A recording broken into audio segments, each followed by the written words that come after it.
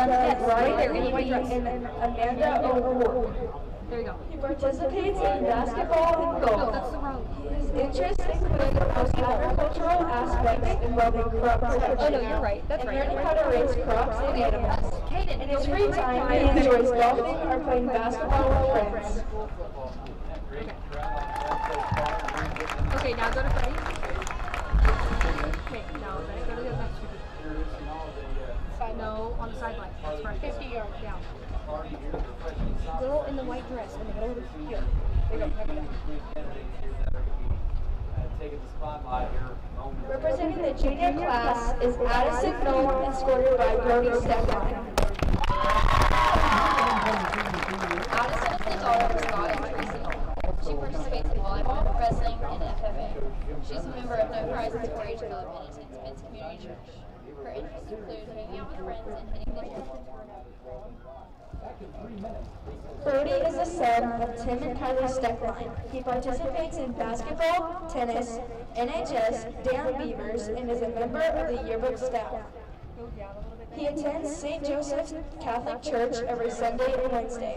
In his spare time, Fredy enjoys playing tennis and basketball with his teammates, playing video games, hanging out with friends, and listening to music.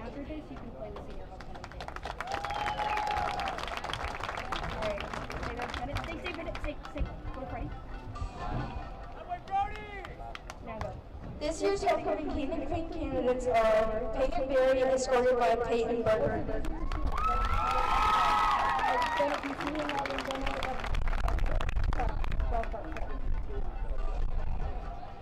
Use the second ring on your camera. That was good. Okay, there you go. Now you're good. Go to Bennett. Zoom in more, Bennett. There you go. Go to Bennett. And then keep it down, all right.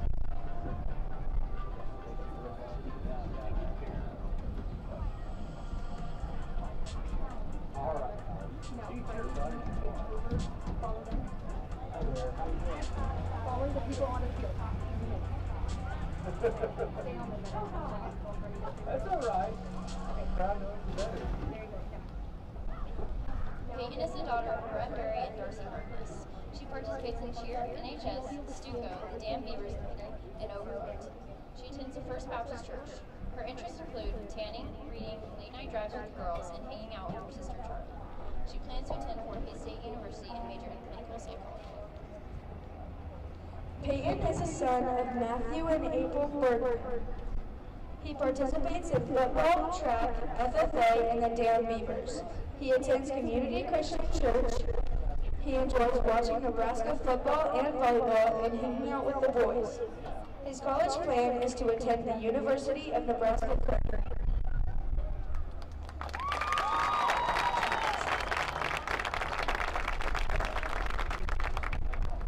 Kelly Felker is escorted by Emilio Contreras.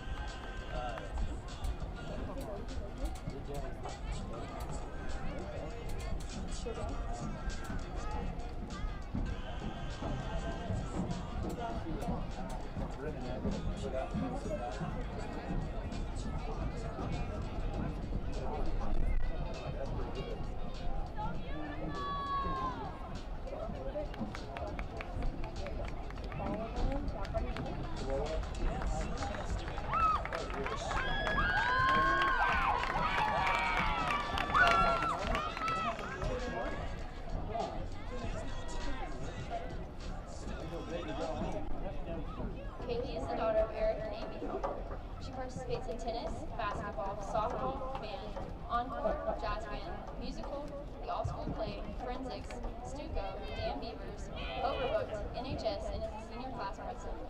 She attends the St. Joseph Youth Group as well as volunteers as a song leader at St. Teresa's Catholic Church. Her interests include hanging out with her girls, Day, Hannah, and Peyton, and trying to teach Maya and Maggie to have fun in the American. She says, please follow the #viral SCBand TikTok account. Her college plans include attending an undecided university where she would play in the marching band and major in biochemistry. Emilio is the son of Cesar and Yannette Contreras. He participates in football, baseball, band, jazz band, Dan Beavers, Stuco, and NHS. He attends St. Joseph Catholic Church. In his free time, Emilio enjoys playing video games with his friends, golfing, hanging out with his girlfriend, and watching UFC with the boys. His college plan is to major in civil engineering.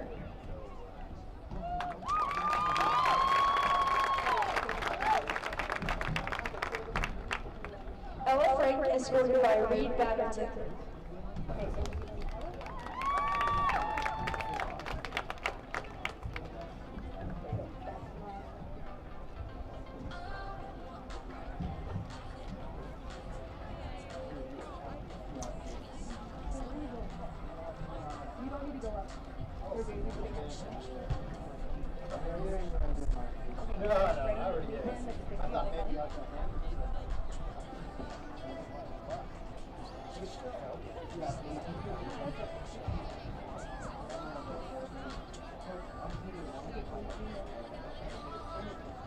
Whenever you're ready to switch.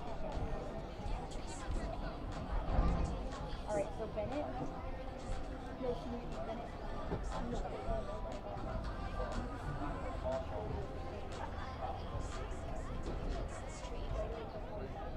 Ella is the daughter of Landon and Angie Frank. She participates in NHS, Stuco, cross-country manager, and powerlifting.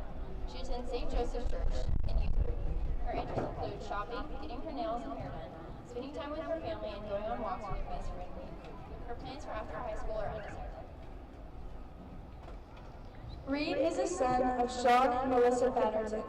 He participates in Stuco, NHS, tennis, cheer, musical, band, jazz band, and encore. He is a member of 4-H and the United Methodist Praise Band and Wednesday night group. Reed enjoys reading, shopping, and having spa nights with Ella. His college plans are to attend K-State with a major in nutritional sciences on a pre-med track.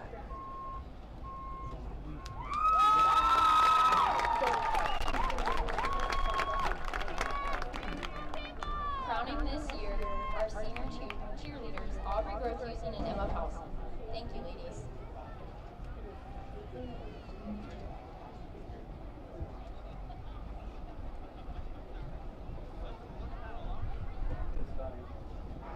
Our elementary attendants are Monroe Frank, escorted by Maxon Keith. Monroe is the daughter of Chase and Crystal Frank. Maxon is the son of Garrett and Tabitha Keith.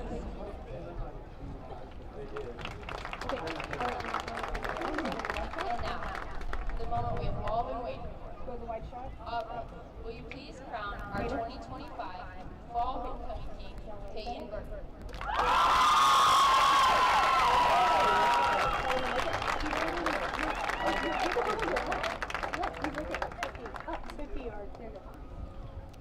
Peyton, will you please crown Kaylee Felker as your homecoming king?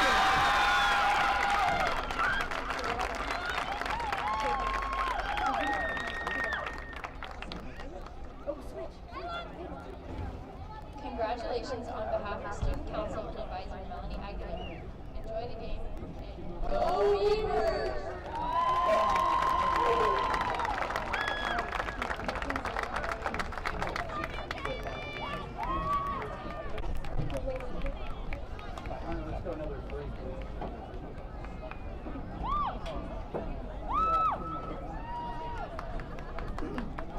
Okay, now you're good.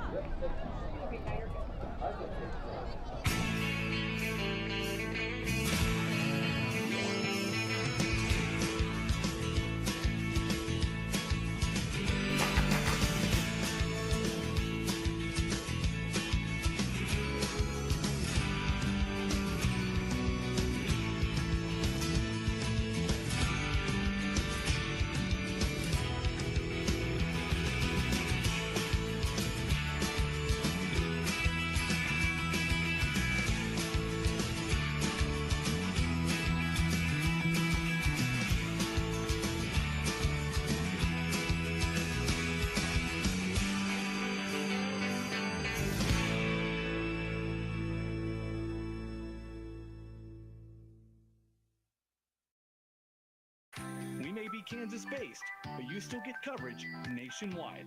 So, go out and explore knowing that we have you covered. And for a limited time, get the Google Pixel 9 Pro or Samsung Galaxy S25 Plus and a Google Pixel Watch 3 on us. Next Tech Wireless, connecting Kansans. Fairleigh Feed Yard in Scott City takes pride in being... For exceptional service in real estate, put Stephanie Shapland at Shapland Real Estate to work for you. Property homework is what we do best at Shapland Real Estate. We put forth every effort to get results that move you. Our expertise in buying and selling residential, commercial, and agriculture property is built on the tradition of trust and thoroughness that you deserve. Shapland Real Estate takes pride in our community and in cheering on our students in all that they do.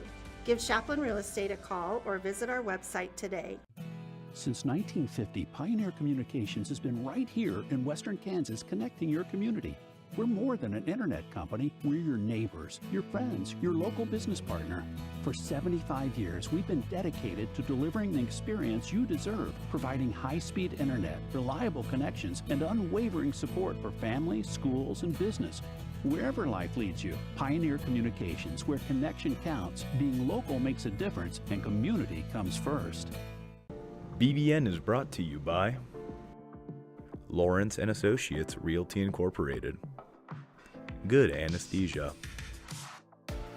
Elevate You, Lone Tree Farms, Fairleigh Feed Yard, American Implement, Great Western Tire and Deck Mart, Scott Community Foundation. At Circle C Farms, we know every bushel counts. That's why we are proud to be a licensed, certified seed wheat dealer of AgriPro, LCS, and Kansas Wheat Alliance wheat varieties. Names that deliver strong yields, proven disease resistance, and standability you can count on. From planting to harvest, it's about giving your fields the best start possible. Circle C Farms, your local partner, bringing you seed that works as hard as you do. There's nothing more spacious than Western Kansas. And they've won the last 9 in this series, and that is the longest by either side in series history. A year ago at Ulysses, they won 57-8. But this is the first meeting here between these two teams at Darner Field since 2020. Well, things kind of have changed, you know, with our district assignments, and they're 4A, we're 3A. And then, you know, we have more people in the league, and so it just doesn't work out.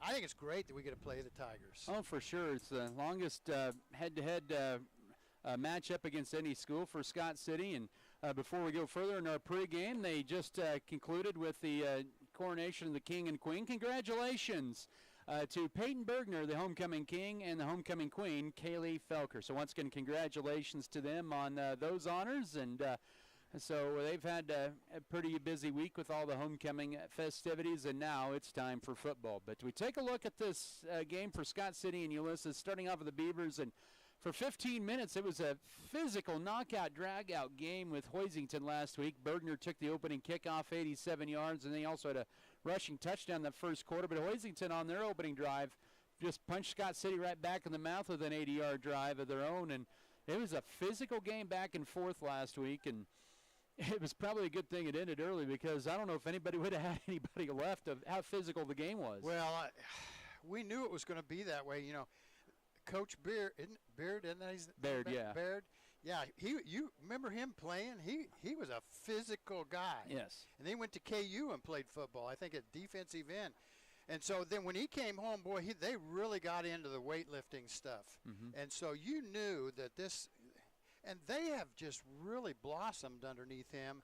And didn't they take second a couple years ago? Yep, they were second. They've done it twice, once against Rossville, and then once, I believe it was against Nemaha Central 2 years ago. Yeah, I tell you, they're a good program. I don't know if we'll end up playing them next year, but yeah. You know, and you said something about there being 3A. Yep, they bumped up. We'll probably have to play them in the playoffs. We'll see that, or districts. Who knows how that's going to shake out in 2 weeks. But kind of taking a look here at Scott City. They're back here. They're going to be without Pierce Vallejo this week. He suffered an injury against Hoisington last week. So stepping in at that spot will be Matthew Wheeler. He'll be the starting tailback. But It's a good rotation between Bergner, Catchman, Wheeler, and Kevin Weeby's going to get some action in there in the backfield as well. But and then there's some changes along the line tonight because of an injury for Reed Felker. He's going to be moving over to right tackle. Kaleb Beaton will be rotating with him to center, but still a pretty good set of linemen there for Scott City, even though they're rotating positions there. Well, in some ways, it's good to have somebody that can step in and play that center position. Yeah, absolutely. As you know, we take a look at Scott City through 2 games this year. They're at 350 yards of offense on average, 279 on the ground, 71 through the air. That's about how Coach had won. Yes. 300 on the ground, 100 in the air. Yeah. And then for the defense, they've been pretty solid. 146 overall, just 3 points a game allowed. And, of course, the stats last week, unfortunately, do not count toward the season stats because it was not a completed game. But defensively, Scott City, I think they're starting to figure some things out a little bit against Hoisington. And, of course, we'll probably see a little bit more Cade John in that interior line. I think part of it, too, is the formations that Ulysses uses tonight. Be in that defensive tackle spot. So Kevin Weeby is going to start for Pierce Vallejo at the linebacking spot, and so some veteran experience there in that linebacking corner, and it's good. But man, don't need to get anybody else injured. Well, that's the name of the game. You know, it's a physical game. There's always going to be bumps and bruises, blood and bruises, I should say. But you just don't want any of those season-ending things. You know, breaks and fractures and terrible other things that can happen. Just don't want any of that. On the other side, Ulysses, they're under a new regime. Head coach Mitch Foote, he was an assistant coach and offensive coordinator for Osage City. Osage City has had some outstanding football teams in the last few years over in the eastern part of state in Class 2A, so he comes over there. He played collegiately nearby at Emporia State. He was an All-American wide receiver his senior year. Over his career, he had over 2,500 receptions and over 20 receiving touchdowns, which is quite an impressive resume there. He's an Enid, Oklahoma native, and that's where he played his high school football at, but had a good run there at Emporia State as a player, and he comes to Ulysses and kind of right away got some fire going with that win against Colby to begin the year, but it's been really tough sledding the last couple of weeks, but to some pretty good teams, and this is our third straight unbeaten team with Scott City tonight. Well, I'm hoping it's going to be an unfortunate game for the Tigers, you know, because since we're from Scott City, of course. But, you know, I'm just hoping that this is the guy that's going to turn the ship around down there. We need Ulysses to be a good football program. Yes. And think how good they used to be. Back, Jason, what was Kenny. Kenny, oh, man. Yes. Good guy, good football coach, athletic director. And I wish, I hope they can get this thing turned around down there. I know they've had a lot of issues that we're not going to get into, but they've had them, and it's time for something to be figured out. For sure. They did make a switch at quarterback. It's Caden Ledesma. He was a wide receiver a year ago, moved him to quarterback. He's a junior, but he's a pretty talented athlete in that backfield. For the Tigers. They also have Julian Mraz. He's part of that state championship 4x1 winning team at state last year. They have pretty good, they have, I think, all their starting linemen back from a year ago. So they have a lot of experience back on that front wall. Once you get the starting linemen back like you do, that's always can set the tone for a year if they've come back from the previous year. Oh, absolutely. Linemen, every coach will tell you he'd prefer to have his linemen back before. Although that quarterback's a pretty important position too. But I think, you know, you can take a sophomore and put him at the way most guys run high school football. You can take a sophomore, put him there and hand off to your running backs. That's all he's got to do. Maybe throw the ball once in a while. But, man, if you don't have a line, you're in deep doo-doo. Absolutely, and this is a team that's been pass happy. They struggled offensively last week against Holcomb, just 147 yards of offense, and they got the ground game going for the first time all year last week. Had a season high 123 yards on the ground. Their quarterback Ledesma, he'll just tuck it up and run at times. He's under 500 yards passing this year, 4 touchdowns and an interception. On the defensive side, they'll run a 4-3 second year in a row, but looking at teams that run like a similar formation like Hugoton 2 weeks ago, Ulysses will walk up an extra linebacker to kind of make it a 5-2 look, and they probably expect to see that from them tonight. But And they're kind of led by that Jackson Hauser and Stryker Berglund. Remember him as a freshman last year, Stryker. He's a sophomore. He's put on about 30 pounds, but really they rotate pretty well, those two in the linebacking core. Well, when I was looking at the starting lineup, I was surprised that they had a free safety and a strong safety, essentially four. And I thought, man, surely they're going to cheat somebody up to the line of scrimmage to try and stop us, to stop our run. Got to. Yeah, they struggled against the run last week against Holcomb. Holcomb was able to expose them really on the outside.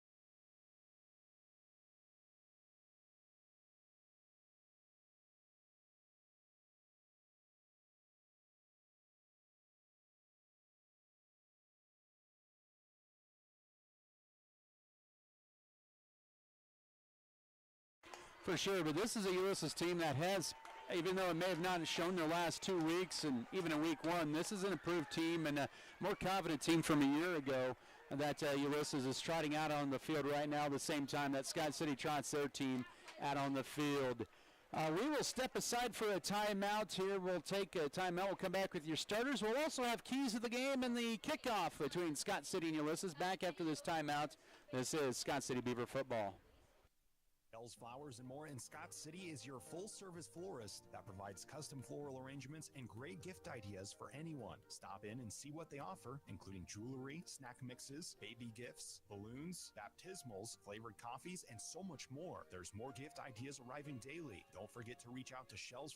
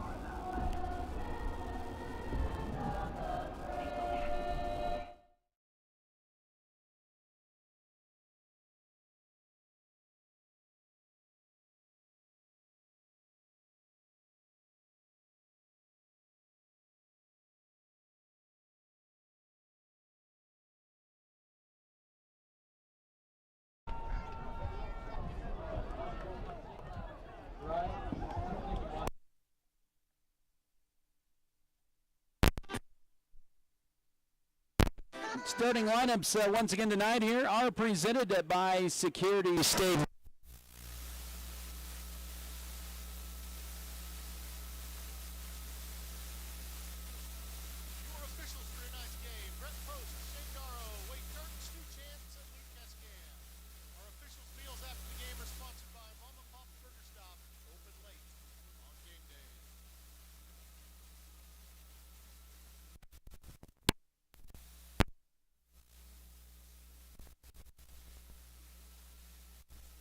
Touchdown this year. Also for the wide receiver positions, they're going to have Preston Hiddle and also Jackson Curl, Julian Mraz in the lineups there tonight. And that wide receiver core, Mraz and Hiddle, have all four of their touchdown receptions this year. Those came in week one at Colby. Center is Colton Ball Alvaro Moya is the right guard. Jackson Hauser, left guard. Alex Hostetler, left tackle. Brody Britton, a 259-pound senior at right tackle. For the Scott City defense, they're coached by Jim Turner, 10th season, 73-23. At the interior line, it's going to be Kay John and Emilio Contreras. Blaze Gossman, Matthew Wheeler, the defensive ends. Kevin Wiebe, Easton Eisenhower, the interior linebackers. Eisenhower leads the team with 22 tackles. Brody Holstein, Caden Couchman, the outside backers. Adrian Garcia, Cooper Irvin, our corner. And the free safety is the homecoming king, Peyton Bergner. Those are your starting lineups. Now keys to the game. Those are presented by State Farm agent Michael Trout, where you can go with a proven winner. Don't overlook the Tigers is the key to the game. You know, one of these years they're going to show up and we're going to think we're going to win 50-7. It ain't going to happen. So, you know, let's focus. Let's make this baby 21-0 at the end of the first quarter. I mean, that's seriously what I think. I think we need to just pounce on them quick, early, not let them think they can play with us. All right, once again, those are your keys to the game presented by State Farm agent Michael Trout. We're here on KSKL Scott City, also online at westernkansasnews.com. It is a gorgeous night here for football in Scott City. Temperatures right around 81 degrees. South winds have started to die down a little bit, less than 9 miles per hour. Luckily, no thunderstorms in the forecast, as we had last week. Ulysses elected to receive. They won the toss. They're like, we want the ball right away. They'll be wearing the home white uniforms. I love the all-white look, the clean uniforms, the white helmets.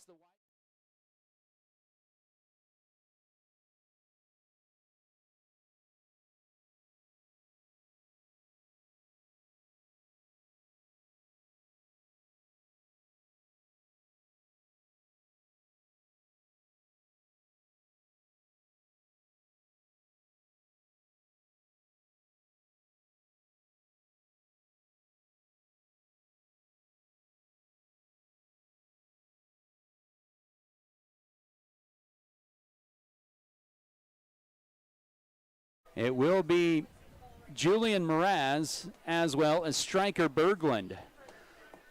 Ulysses can scare you. They got a lot of speed on that team. A lot of those kids are on their 4x1 state champion team and a team that also placed high at 4x4 a year ago. And they're on turf here for the first time this year. Scott City, this is their third straight week on turf. Here we go. This game is underway, homecoming 2025, and you can forget about it as it bounces at the 1 and into the back of the end zone. And Pablo Solis has his third touchback of the year, 1st and 10 Tigers at their own 20. Wow, some extracurricular activity after the play there, you know. Yeah. Towards the end of it. It's game on. Ooh. Well, this used to be one of our rivals. It was back in the day. It was the rival. It was the rival for a while. All right, here we go. 20-yard line, 1st and 10 for Ulysses. A 4-receiver set, 2x2 shotgun for the junior Caden Ledesma. It's going to be Stryker Berglund on first down for about a yard to the 21-yard line. He was tackled from behind by Blaze Gossman from his DN spot. 2nd down and 9 coming up. Yeah, that was good. Gossman recognized the play, just went right in there and made the tackle, made the first hit. No huddle. Trips to the right, 1 to left from the 21. Another carry up the middle this time. It's Abe Wiebe and Blaze Gossman again. This time they will give him forward progress to the 25 for 4 more. That sets up a 3rd and 5. Yeah, they went right up the middle, but Gossman still, he got in there and made the tackle. So no huddle here for Ulysses. 3rd and 5. The Scott City defense this year, 37% on 3rd down. We have a flag, and I think Scott City moved into the neutral zone. Encroachment will give Ulysses a 1st down at the 30-yard line. Yeah, that, you know, you can just imagine what the quarterback went ready, set, go. Ready, set, go on the second play. And he went ready, set, go, and nobody moved except Scott City. It's all on the clap of the quarterback's hands for their cadence, it looks like. 30-yard line, 1st and 10. 3rd play of the drive just underway, no score. It's going to be man in motion. That's Mraz. Ledesma, he'll keep it on the quarterback option. He gets stuffed up right behind the line of scrimmage. Easton Eisenhower meets him in the hole for a loss of a yard. Back to the 29, 2nd and long for the Tigers. Isn't he their leading rusher? Ledesma. Nope, he is not. It's Stryker Berglund. So 2nd and 11. Look at this. 2nd and 11, 29-yard line, middle of the field, two to the left, one to the right. It'll be a scoop left side, and turning upfield, Striker Berglund, he's lucky to even get back to the 30 as Laundry comes out onto the field. Yeah. Brett Post is the wide hat tonight, and it's all indicating holding on Ulysses. Man, Scott City's doing some serious hitting out there. Yes, they are. They've continued that hard hitting from last week, and the Tigers will be backed up 10 yards. It'll be a 2nd and long. They're going to mark this all the way back to the 16-yard line. That's a 13-yard penalty on Ulysses. They marked that from where the flag was dropped. They sure did. I thought they quit doing that stuff. I did too, but yeah, okay, nope, they did correct it. Good piece of officiating. You're right on the ball there, yeah. Maybe they're listening to us. Sometimes the old habits die hard, right? I agree. 2nd and 21. Oh, we got movement. That's the right guard that moved early, and that forced Emilio Contreras into the neutral zone. Now, whether the official saw it that way or not, that's to be determined. Yeah, Philadelphia Eagles. They're tush push. They cheat every time. Yep, and there's the false start on the Tigers, and now they have 2nd and Scott County Hospital to go for the first down.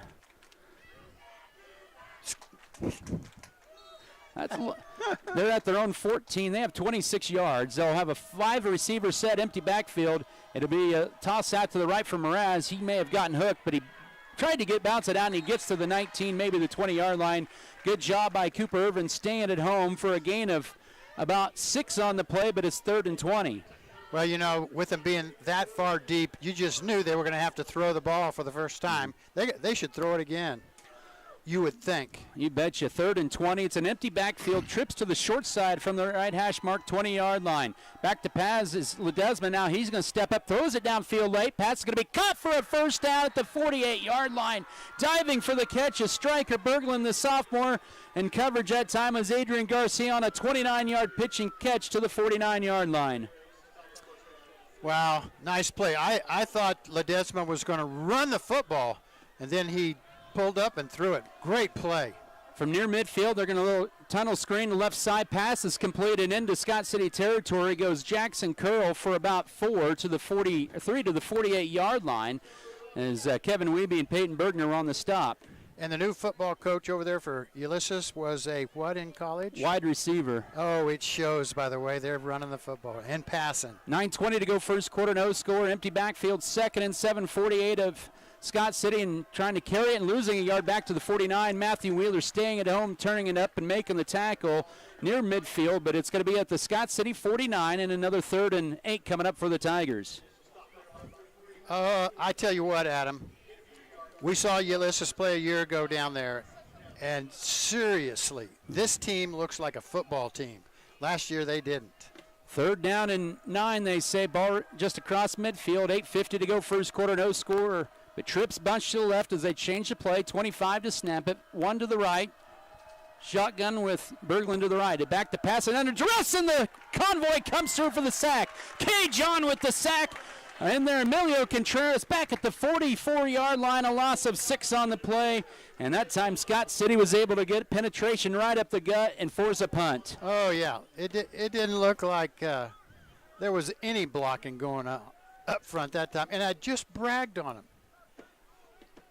I guess the radio man jinx. Huh? Right. There you go. It is Tice Perez who will be back to punt. He was their starting quarterback a year ago. Deep to return is Aiden Durango. He had a 40-yard punt return, but that was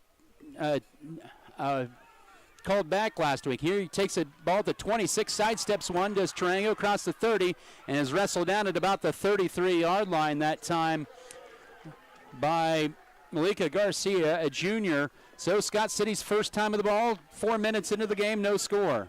All right. Let's see what the Beavers have come up with. More of the same. I think we'll see some running of the football. Oh, they're not playing two deep safeties. I knew they wouldn't. Yep. Well, anyways, on this play, pistol wing tee. Durango split to the right.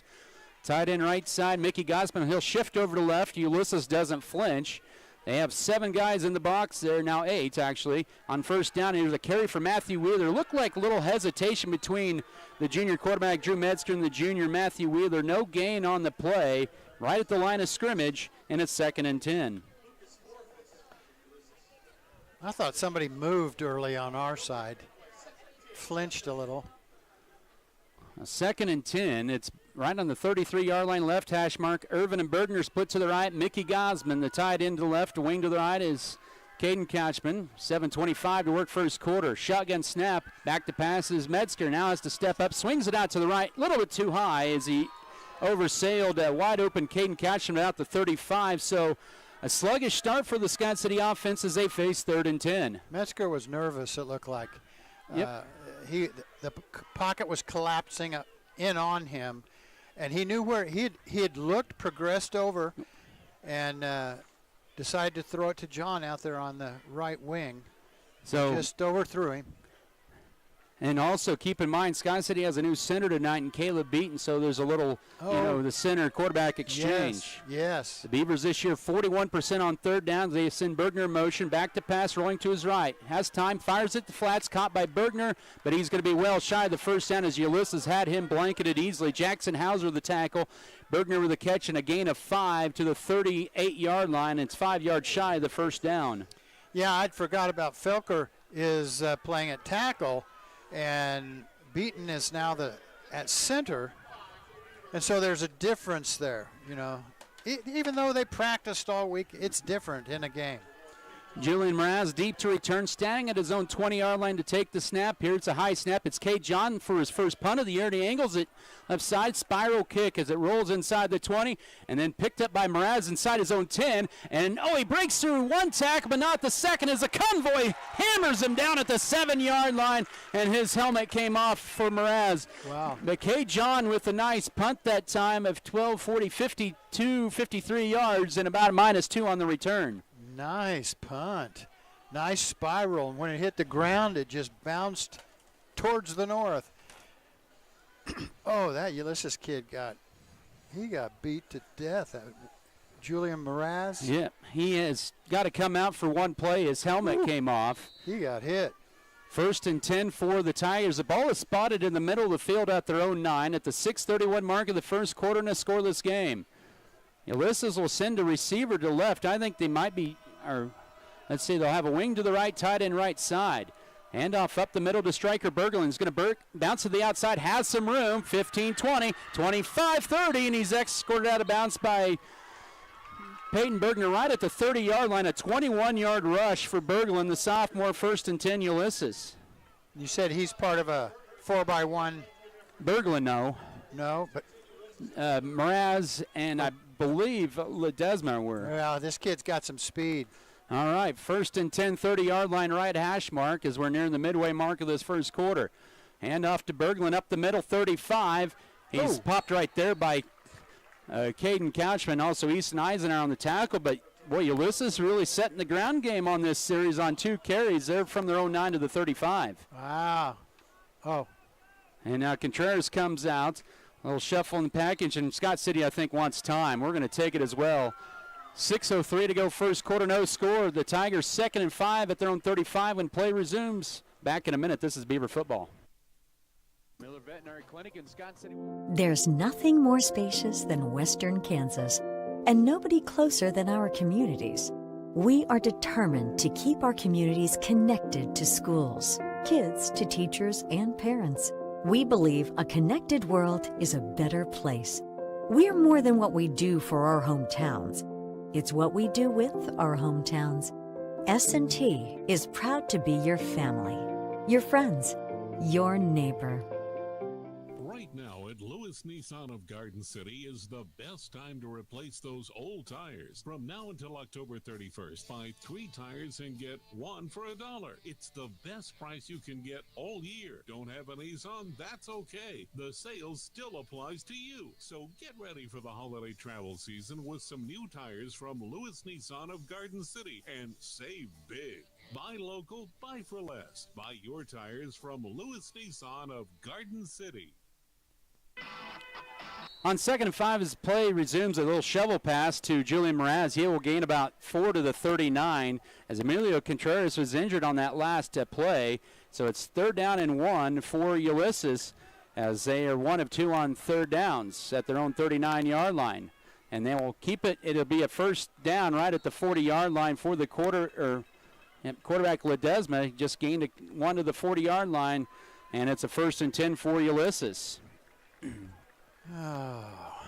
So they are now 2 of 3 on 3rd down. This will be their 5th play of the drive coming up, but they have moved the ball pretty good in this first quarter. They do. They look impressive, Adam. 40-yard line. This will be quarterback keeper left side for Ledesma. Runs out of room and maybe loses a yard as Eisenhower and also Reed Felker taken to the ground at the 39 for a loss of 1. It'll bring up 2nd down and 11. Right now, concern on the line there on the sideline for Emilio Contreras for Scott City, and he is. Who took his place out here? Reed Felker. Okay. Scott City cannot afford to lose any more bodies on that defensive line. I agree. 2nd and 11 on 39-yard line, back to pass. And he's going for the home run ball. Down the seam, it's Mraz. He will make the catch. 20, 15, and inside the 15 and down to the 14-yard line. Caden Couchman with a touchdown-saving tackle. A seam pattern that time for 36, make it 48 yards to the 13-yard line. Nice pass. If it had had a little more zip on it, throw it just a little further, that would have been a touchdown. But we recovered well to make the tackle, keep them out of the end zone. That's the most part. Bend but don't break. 48-yard pass play to the 13, 1st and 10. A low snap, draw play up the middle. Inside the 10 goes Burkhart as a late flag comes out to the 9-yard line. This one likely coming back as is in the vicinity of a hold. I agree totally. And now holding on Ulysses. That's their 3rd penalty.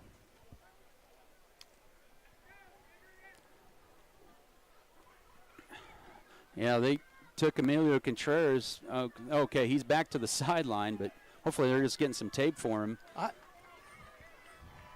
And it's now 1st and long at the 20-yard line. That was a spot foul. So 3 for Berglund. 7th play of the drive. They're going to the end zone. He gets hit as he throws the ball. It's going to be underthrown and almost intercepted. It looked like playing defense was Bergner on an opportunity for Cooper Irvin's interception, but that's the first incompletion for Caden Ledesma. It's going to be 2nd down coming up and about 17. That ball was really just thrown up for grabs, Adam. That was anybody's at the moment. And Scott City, our 2 guys had the best chance at it and kind of fought over it, it'll look like. 2nd and 17, 20-yard line at Scott City for Ulysses. Scoreless, 4:19 to go first quarter. Shotgun snap, Ledesma will sling it out left to Mraz. Scott City has bodies right there immediately, and then the second wave comes through, drops him for no gain on the play. Eisenhower, but finishes them off. But first slowed down by Adrian Garcia, but 3rd down. They'll say a loss of 1 for Mraz to the 21-yard line. Good for Scott City that we had pursuit. This drive for Ulysses started at their own 9. 3rd down, they swing in the middle, flat ball, deflected, almost picked off inside the 10-yard line. It looked like it was deflected initially by Eisenhower, and then Bergner almost came up with the pick on the ricochet. Good to see Emilio Contreras coming back out there on 4th down and 13 for Ulysses. Yeah, I think my guess is dislocated finger, and then they just after they pulled it, they taped his whole hand up with it. Scott City's defense this year 0 of 3 on 4th down, and we have movements. Man, they're good at that, whatever it is. And we have encroachment, I think, on Scott City. Yeah, Ulysses, however the quarterback is doing his cadence is getting us in trouble. So it's going to bring up 4th and 12 instead of 4th and 17. That's the hard count, 4th and 12, 4:17 first quarter. Back to pass Ledesma, has all kinds of time, steps up the pocket, fires in the middle, deflected and incomplete. Trying to get it in the crossing pattern inside the 5-yard line, right at the sticks for Preston Hiddle, and the Scott City defense bends but does not break on a turnover on downs. Absolutely, that's how important that tackle was after that big long pass. If that pass would have been thrown ahead of the receiver, that was a touchdown because he was 3 yards ahead of us. But the ball was thrown a little underthrown. He caught it, but our guy had an opportunity to catch that receiver and take him down. First and 10, Beavers right hash mark on 15-yard line, a man in motion. Oh, a fumble that time, and looked like it was trying to be a handoff left side, and Metzger falls on it back at the 10, and Scott City 0 yards in their first 4 plays. You know, one of the things reading your information, we're only +1 in turnovers. Yep. Holy cow. We ought to have a bunch turnovers. That's how you can make and break football games. We need to hang on to this football back here. 2nd and 15, they're on 10, 3:40 to go first quarter, no score. The Beavers almost false start, and they barely get the handoff here left side. This is Matthew Wheeler. He'll get across the original line of scrimmage to the 16, setting up a 3rd and 9. Julian Mraz with a tackle, but that's what Scott City needed, a little positive run there, but still 3rd and 9. Yeah, we need something positive to happen for the Beavers here. Like, hopefully we can get a 1st and 10. At the moment, it ain't happening on the offensive end. We're at the 3-minute mark of the first quarter, no score, but the Beavers had 3rd and 10 in their opening series, but only gained 5 yards. They have 3rd and 9 at their own 16. Scott City will run 3 to the right, 1 to the left. Shotgun set up for Metzger with Wheeler to his right. And now he bobbles the snap that time. I think he's just kind of rushing thing, throws it right for Tarango, but he gets drilled right at the 20, 5 yards shy of the first down. Wow. Nice catch, but really nice tackle in open field against Tarango, who's got quick feet. He didn't have a chance. He caught the ball. He didn't have a chance to put on a move and do anything with it. He got blasted. He did a good job just hanging on the football. You know, getting positive yardage out of nothing there, too, is a good thing. Yes. But Ulysses has been the aggressor here in this first quarter. John will have a second punt. It's a higher snap, but retrieved here, and John will punt another nice one away. Mraz will catch it at his own 43 up the middle. Oh, he fumbles a football, and Scott City falls on it in midfield. That was forced by Couchman and recovered by Brody Holstein. Or by Caden Holstein, or Brody Holstein, yeah, I'll get it right. 1st and 10. Too many Cadens and Brodys on this team. Well, there you go. There's +2 in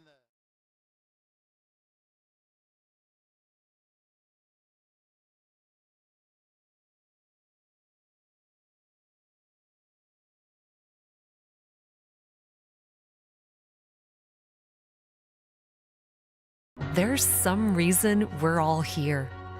To create an amazing experience for each life we touch. If we look closely, we might just see there's something about you amazing people. These amazing drinks served this amazingly fast. There's just something about Scooter's Coffee.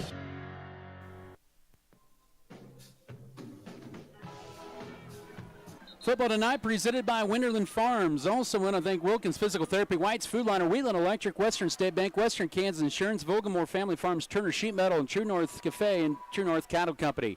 Adam Kadavy, Tim McGonigal, Adriana Childers, your studio engineer. Scott City recovers a fumble at the 48 of Ulysses, 1st and 10. The Beavers need to seize this opportunity. No score late first quarter. Here's Catchman up the middle, 45-40. Has the first down. It breaks off a tackle. 35-30, 25-20, 15-10.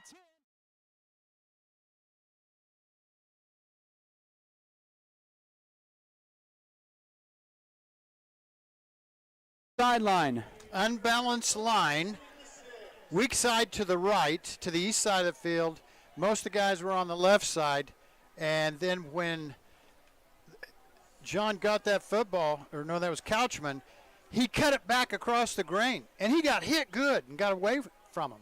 Great run. Goal to go at the 6 in the Wheatland Electric red zone for Scott City right hash mark, and Scott City move. That'll be their 3rd penalty for 15 yards. Come on, guys. We got to focus on what we're doing here. Man, in that red zone, you don't want to be like Ulysses and come away empty. Scott City's defense or offense in the red zone this year, 5 of 10 in 2 games. That stinks. Yeah, of course, last week's stats don't count. They were 1 for 1 last week. They were much better in week 2 than week 1. But it's goal to go at the 11. Tarango split wide to left, 100 seconds in the scoreless first quarter. And a little change of play. Late in the play clock for Scott City. They just get the snap off. Wheeler carry up the middle inside the 10. Gets to the original line of scrimmage to the 6-yard line where he's tackled by Jackson Hauser. So he gets the 5 yards back. 2nd and goal at the 6 as we're under 90 seconds to go first quarter. Well, got that back. Got 3 downs to get 6 yards. We can do it. It'll be Irvin split wide to the left, 6-yard line, 2nd and goal. Weeby be lined up as a tight end to the right, 2 tight end set. Here's a Kerry Bergner up the middle, gets hit at the 5-yard line and is pushed back by a trio of Tigers. Hauser in there, also Alex Hostetler, and also Stryker Berglund. But 3rd and goal right at the 4, they'll say on a gain of 2. Okay. I know we can kick field goals, but you know what?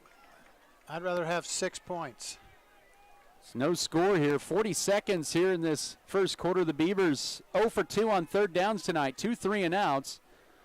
This is their longest drive, 4 plays. Gossman split to the right. 20 to snap it. 2 to the receivers left. Pistol set up on 3rd and goal. It'll be a toss left side to Wheeler trying to get the wide side, and he is going to lose a lot of yards. Back to the 8-yard line. Stryker Berglund drops him for a 4-yard loss. Back to the 8-yard line, and 4th and goal and decision time for Scott City.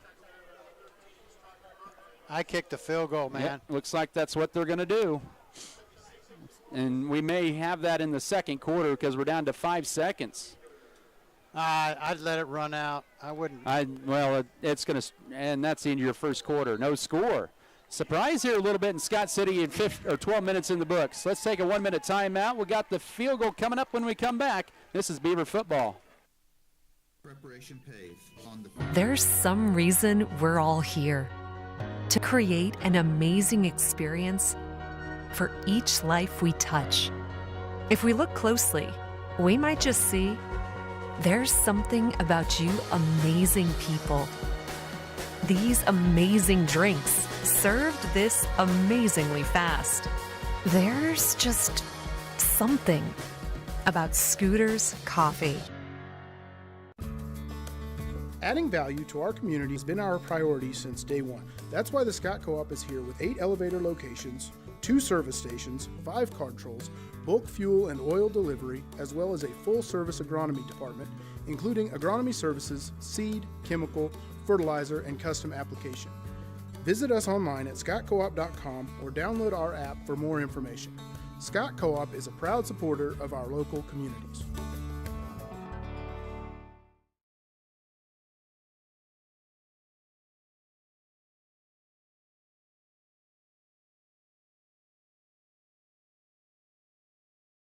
Tarango here is Pablo Solis field goal, and he's got his first ever field goal. 4 seconds into the second quarter, it's 3-0 for Scott City. We're going to take another 30-second break. This is Beaver football. I am here with Lindley and Odessa. Great things are happening at Scott County Hospital.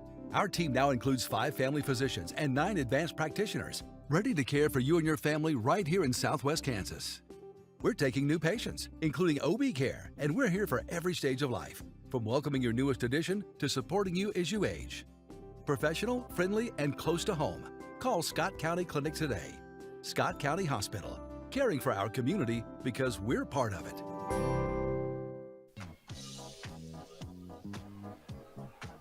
Football tonight presented here by Trophy Wine and Spirit, Stevens Veterinary Services, State Farm Insurance, Spencer Pest Control, also Sharp Shooting Supply, Security State Bank, Scott Pro, and Scott County Record. That drive for Scott City after a fumble by Ulysses was 5 plays and 40 yards, and 214, the 25-yard Pablo Solis field goal gives the Scott City the 3-0 lead.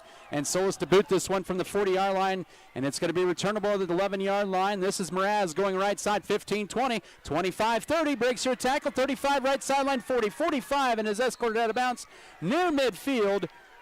And so excellent field position for Ulysses at their own 49-yard line. Wow. And our kicker, Pablo Solis, was in on the tackle. Yes, he was. He may have made that tackle about a couple yards out of bounds. I had that same feeling. But, you know, over here, Adam, we think that all the time, and they're still in bounds. It's near midfield right hash mark. The Tigers going to the north end zone for the first time tonight. 3-0 Scott City early second quarter. 3 receivers set with a wing to the left, twins to the right. It'll be a striker. Berglund carry up the middle, and he gets blasted right at the line of scrimmage for no gain. May have lost a half a yard, as that time it was Holstein and K. John in there. Second down and 11 for a loss of a yard. Second 11, no huddle, 4 receivers set, 2 by 2. It's a hard count and a clap of the hand for Ledesma. That's what's been drawing Scott City offsides into the neutral zone in this first half a couple of times. He's back to pass, now under duress. And K. John, that's going to be, dished out late to Berglund. He breaks through a tackle on the right sideline, and he's going to have a first down inside the 40 to 38-yard line on a gain of 14. It looked like nothing for Ulysses. They gained 14 on the safety valve to Berglund. Yeah, Ledesma, he was wrapped up and still did a little shot put thing over there to Berglund, who we thought was tackled. I tell you, you know that old movie, It's a Game of Inches? Mm-hmm. You know, that's the way that play worked. 3-0 Scott City, first minute, second quarter from the 38 of Scott City for Ulysses. It's going to be a wildcat formation here for Tice Perez. He'll gain 2 to the 3 to the 35-yard line, as it was Blaze Gossman with the tackle. Perez, a big guy. He was their quarterback a year ago. 195 pounds. Yep. Is he calling the plays now? He is. Let's see, he's in that second down and 7, 35-yard line right hash mark. 3-0 Scott City leading. Perez is back to pass. He'll swing it out to the right. Pass is caught by Hiddle, and he's hit immediately. He'll gain 4 to the 31 on second down. Cooper Irvin on the tackle, or correction, Couchman on the tackle, excuse me. And it's going to bring up third down and 3.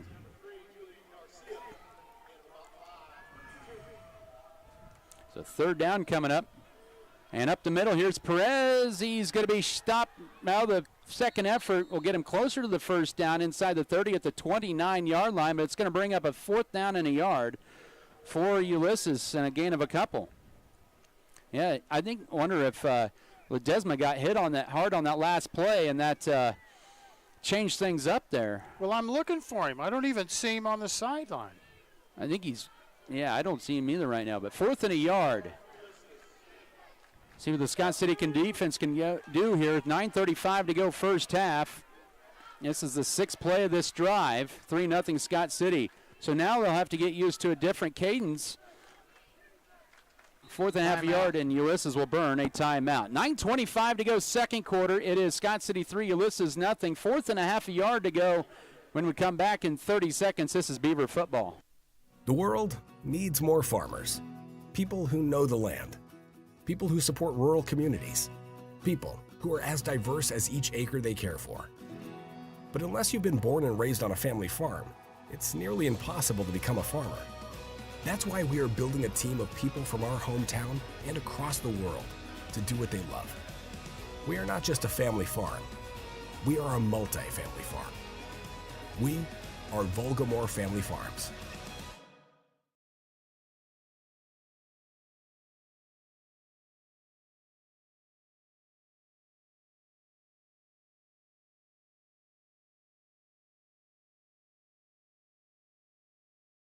And they're going to kind of go to with a couple of blocking backs and a wing to the left, a receiver to both sides. From the right hash mark, 4th and about a half a yard.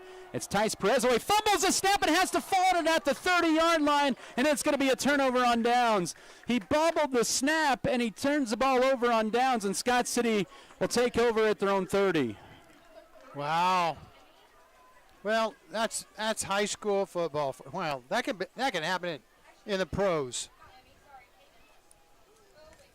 Oh, you call timeout so everybody can be calm and set up, and then that happens. 9:22 to go second quarter, 3-0 Scott City. They were able to take advantage of a Ulysses fumble on a punt return and march at 40 yards to get a 25-yard field goal from Pablo Solis. 2 receivers in the backfield. It's a pistol wing T formation, and it's a back to pass. They'll under plenty of time now. They find Mickey Gossman has his first official catch of the year. 40, and he drags 3 Tigers to the 44-yard line on a 14-yard reception. He had his first catch of the year last week at Hoisington, but those stats did not count. This one does, and it's gain of 14. Nice throw, nice catch. Nice blocking up front. That's a nice big target at 6'4". Yes, I agree. 1st and 10 Beavers at their own 44 right hash mark. Irvin split to the right. 2 wings set up. Couchman in motion. He'll get the carry left side, but right there was 2 Tigers to meet him, but he breaks through a couple of tackles and into Ulysses territory. And boy, Reed Felker drives a Tiger 30 yards downfield on that play on the backside, but that's right at the first down sticks.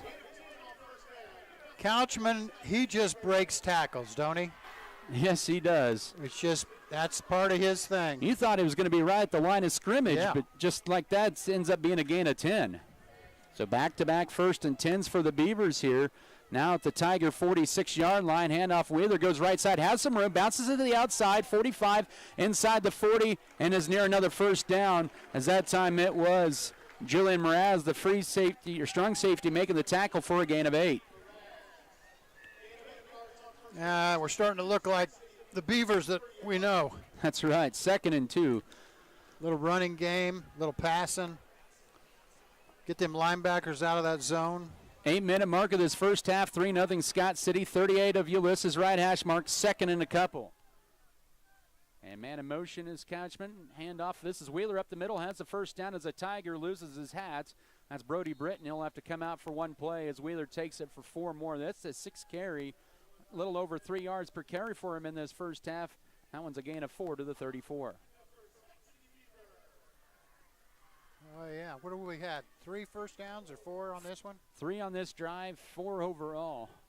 Here we go. 1st and 10, Scott City, 34 of Ulysses, middle of the field with a 3-0 lead. Tight end right side, receiver left.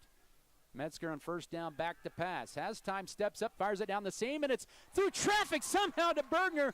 There were 3 white hats inside the 20 to the 15-yard line on a 19-yard pitch and catch. Bergner was double-teamed.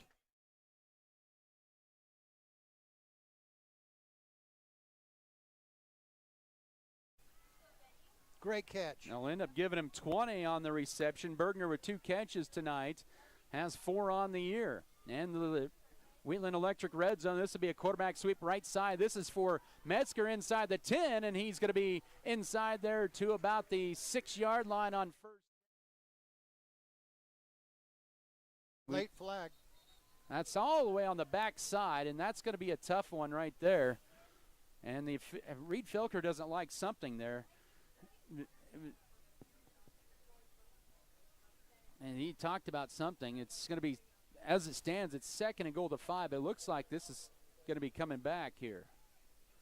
This is going to be a penalty on Scott City as Coach Jim Turner talks to the side judge. Oh, it's going to be on Ulysses.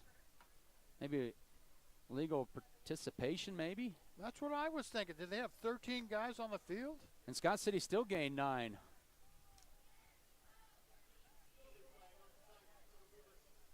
It'll be 1st and goal at the 3. So it'll be a first down and goal to go. The 3-yard line, 7 minutes to go. First half, 3-0 Scott City. Low snap, it picked up by Metzger. He will gain a yard to the, he fumbled it late at the 2-yard line. And a late flag comes out right after it, right in front of the official. So this is getting a little interesting here as of late. No signal who had the football. I thought Couchman got up with it. Okay. I did not. Maybe did they call Metzger down? I think maybe they didn't. Hold on here. Dead ball, unsportsmanlike conduct, Ulysses. But the ball is marked at the 1-yard line. So, yeah. It's automatic 1st and 10. And it's going to bring up, yep, it's an automatic, well, be 1st and 3 feet. So yeah. 1st and goal at the 1-yard line for Scott City with 6:53 to go first half. So Ulysses already with 4 penalties. They're saying 2nd down. Okay, 2nd. It's a dead ball foul, so that's right. Oh, that's right. Man in motion. This will be carry left side. This is the Couchman. He's in. Touchdown, Scott City. Around left side, Couchman goes for his 4th rushing touchdown of the year, his 10th career rushing score, and the Beavers with a 2-score lead with 6:40.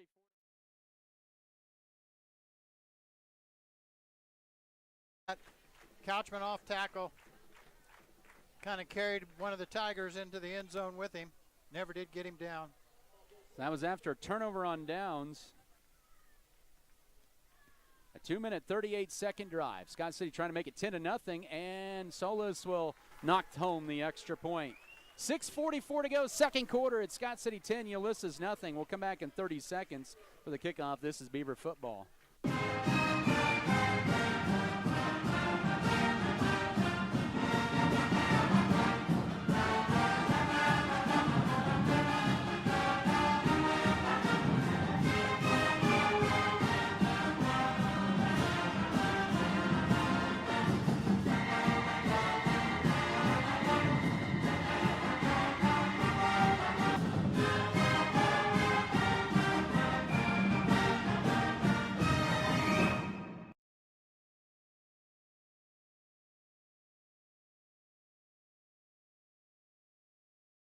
Brought to you by Scott County Hospital, Scott Cooperative Association, Scott County Abstract and Title Company, Scott Community Foundation, Scott City Pharmacy Giftologist, and Scott City Eye Center Rodenbix.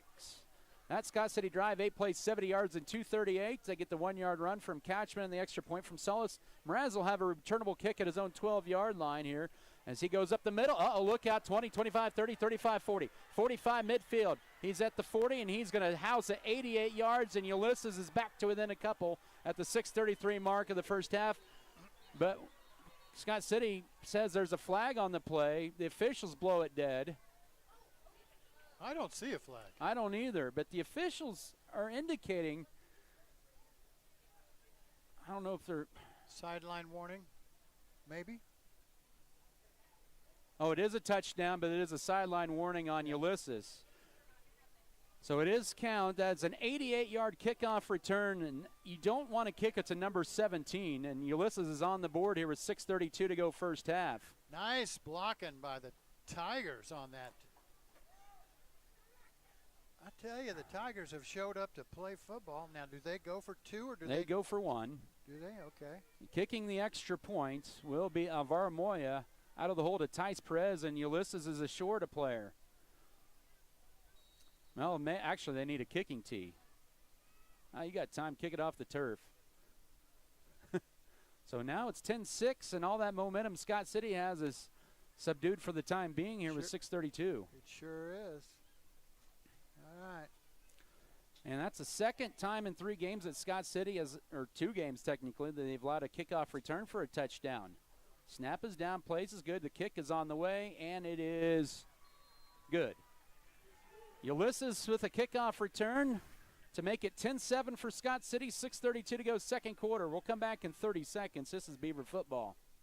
Western State Bank proudly supports Scott Community High School students and athletes as they prepare for another great year of achievements. Just as our students prepare for another successful year, we encourage you to be prepared for whatever life may bring you. Stop in and talk with the knowledgeable staff at Western State Bank, whether it be a new home loan, financing for your business, or any one of our checking and savings account options. We're here to help you. Make sure to check out all of our internet banking options provided at WSBKS.com. Western State Bank, member FDIC. And as always, go Beaver!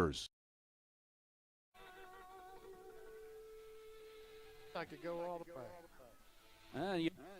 Ulysses gets on the board there on an 88-yard kickoff return by Julian Mraz. He about housed won the kickoff return before, and the extra point was knocked home that time by Alvaro Moya. And it is 10-7 now with 6:32 to go second quarter. Moya kicks this as a short kick, and it's going to be returned here by Irvin at the 25. Irvin across the 30, 35 to the 39-yard line. As late flag comes out inside the 30. So that's going to set Scott City back 20 yards from where they thought they originally have it here with 6:27 to go second quarter.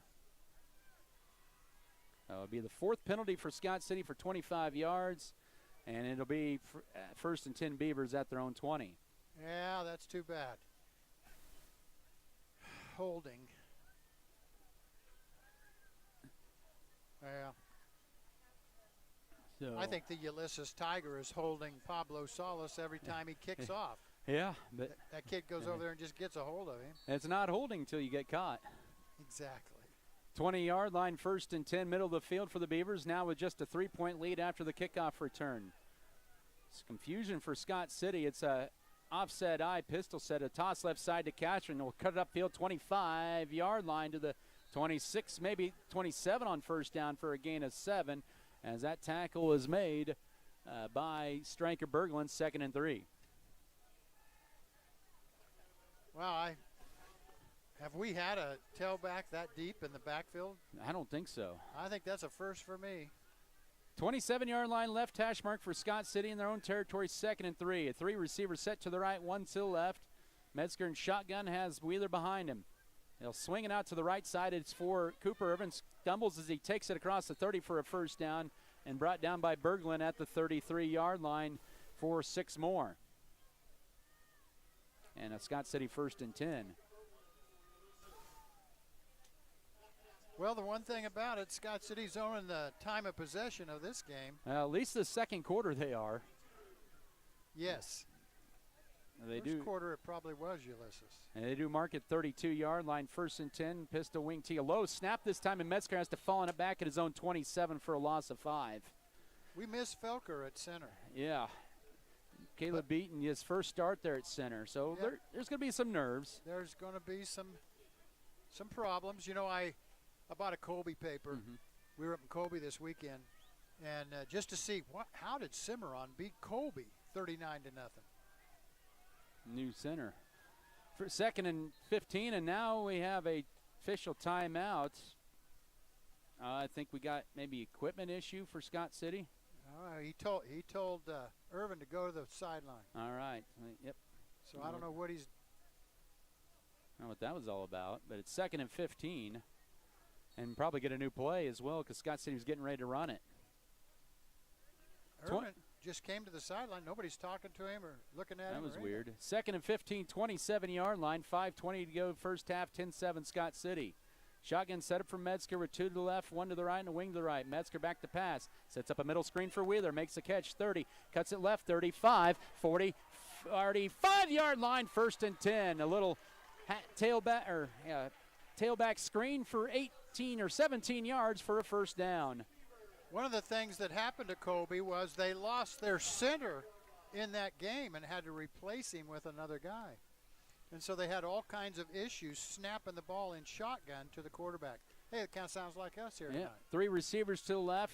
Tight end also left side. 1st and 10, 45-yard line. Wheeler carry left side. He's trying to bounce it out, and that was going nowhere. Right in the backfield immediately. Malika Garcia drops Wheeler for a 2-yard loss. 2nd and 12.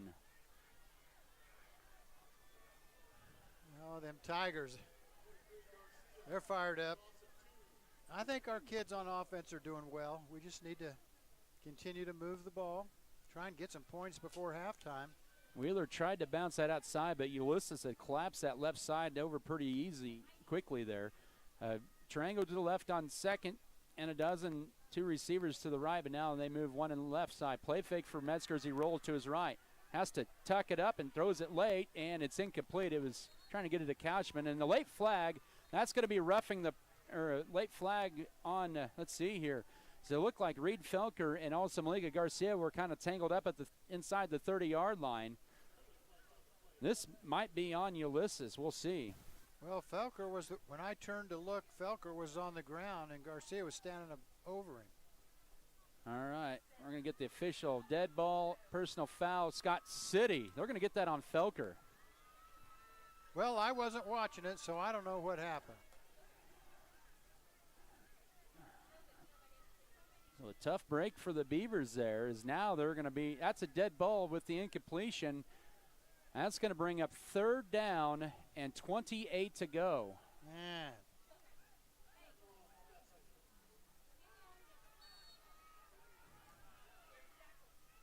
3rd and 28 for Scott City at their own 28-yard line. They make it 3rd and 27. Back to pass. They'll go right side, and dropping it's going to be the intended receiver, Kevin Wiebe. Scott City now 0 of 4 on 3rd downs tonight. Well, it's good to have Wiebe back playing. Yeah. After his, what do you have, a turf toe or something? Yeah, something like that. That's all I'm going to say. I'm not going to say the exact one, but anyways. 4th down and long. And Ulysses crowd a little fired up, and deservedly so. They're hanging tough with Scott City as K. John will have his 3rd punt of the night. That only nets 8 yards of offense for Scott City. Here's a high end-over kick. It's going to drop at about midfield, and it's inside the 50. Rolls to about the 45-yard line. It'll end up being a 27-yard punt with 3:50 to go first half, and Ulysses will have good field position trailing Scott City by the count of 10-7. Man, did you see this coming, Adam? No. I didn't either. And I imagine our team didn't either. Well, I said in pregame warm-up, one of these days, these Tiger bunch is going to show up and shock us with their good play. Timeout situation. Ulysses has 2. Scott City has 1. The Beavers will get the football to begin the third quarter.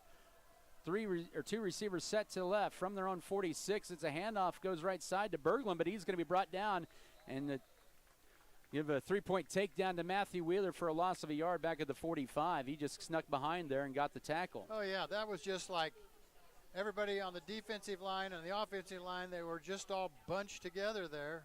And the handoff, and he just stood there behind him. Ledesma's back in at quarterback. Oh, okay. 4 receiver set, trips to the right, 1 to the left from their own 45-yard line, 2nd and 11. Back to pass Ledesma, finds Mraz drilled at midfield and hammered right there by Kevin Wiebe. They'll save 49-yard line in Ulysses territory for a 4-yard gain. You know what the first thing I thought when that kid caught it and then kept it up there? He was going to pitch it to one of his guys after he caught it. Ulysses 2 of 5 on 3rd down. That was Mraz with his 5th catch already and 62 yards this half. 2:54 to go, second quarter, 10-7, an empty backfield. Trips to the short side on the right side as Ledesma back to pass, and he's going to throw it late. Pass is going to be cut and brought down at the Beaver 48-yard line by Cooper Irvin. The pass that time was complete to Edgar Porras. His first reception of the night. Ledesma was wrapped up in the back by Wheeler, and Wheeler just hadn't taken him to the turf. He threw that ball and completed. That's the second time he's done that. 4th and 3 for Ulysses. They're 0 of 1 on 4th downs. 2:18 to go, second quarter. Beavers only have 1 timeout. Ulysses may call a timeout here. They have plenty of time to snap it. I think what they're going to do is, low snap. Oh, he was down to a knee. The pass is going to be cut and incomplete. Jarring it loose that time was Adrian Garcia trying to get it to Julian Mraz. That was just a disaster from the beginning for Ulysses, and they turned the ball over and downs near midfield. Looked like Scott City's snap on the ground. Didn't we have that issue on? Yes. Or did they have that the last time they were down? They fumbled the snap. When wasn't it Perez in there? Yeah. Tice. Yep. On a 4th down earlier. Yes. 48-yard line, 1st and 10 for Scott City. 1 timeout and 2:03 to go, second quarter. Leading this one 10-7. We're short somebody. Yeah. He's coming out there now. 1st and 10 Beavers. They're on 48. Oh, my goodness. I have a feeling this is going to be a heated discussion at halftime. Oh. 3 receivers to the right, 1 to the left. 2-minute offense time for Scott City. They'll swing it out to the right for Bergner. He'll make the catch, turn it upfield. He'll get 5 or 4 yards. He was down before the ball fumbled, and Bergner is okay on first downs. He takes it for 3 to the 49 of Ulysses. Probably landed on that football. The Tigers, though, helped him back up. Yep. That's kind of nice. Good sportsmanship there, but Beavers did get it across midfield to the 49 of Ulysses. We've had a couple unsportsmanlike calls, but we'll still help you up. A receiver splits to left, Couchman in motion. He'll get the carry left side, turn it upfield. 45, 40, trying to go to the right side now. 35, 30-yard line, knocked out of bounds at the 26-yard line on a pickup of 23 yards. And out of bounds. And that's important to be out of bounds. Oh, I'm sorry, we got Laundry at the 48-yard line. Oh, my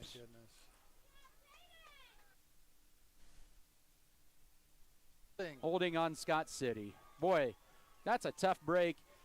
Saw Emilio Contreras' reaction on the backside after the play, and it was of frustration. So that wipes off a 23-yard run off the board for Catchman, and that's, boy, okay, they spotted it wrong. The line judge has it at the 41. The official marked it at 39. All right, good job. They're going to reset this at the 41. But the penalties starting to rack up for both sides. 5 penalties and 50 yards. The clock is stopped at 1:37 since he ran out of bounds, even though it didn't count. 2nd and long for Scott City and 18. Make it 17. 39-yard line or 41-yard line in their own territory. Low snap. Back to passes. Metzger now will step it up. Good job to run it. 45 midfield and is out of bounds right at the 49-yard line of Ulysses for a gain of about 10. It'll bring up a 3rd down and a 7 with 90 seconds to go first half. I hope Avery Johnson does some of that tomorrow, running from his quarterback position at K-State. Yeah, that would be kind of nice. That would be nice. That was a good decision by Metzger. Scott City, though, has struggled on third down tonight, just 0 of 4. They have 7 yards to go at the Tiger 49. A low snap, but picked up by Metzger, has time to step up. Now he'll throw it deep. Has Couchman wide open the seam, makes a catch, 20, 15-yard line, inside the 10, and dropped down inside the 10, right at the 6-yard line on a 43-yarder. First and goal with 1:21 to go. Metzger just stood right in that pocket. The defense was coming at him. He knew he was going to get hit. And he threw a strike right down the middle of the field. Great catch by Couchman. Oh, for sure. Timeout on the field taken by Ulysses with 1:21 to go second quarter. Let's take a 30-second timeout. 10-7 Scott City. Beavers a goal to go at the 6 when we come back. This is Scott City football. Nextech Wireless has been offering superior coverage to Kansans for close to 20 years. My, how things have changed. Bringing us to modern technology we trust and depend on. Rain or shine, wind or snow, we'll be there because we live here too. We're investing in our communities and connecting Kansans. It's not a gimmick, it's our guarantee.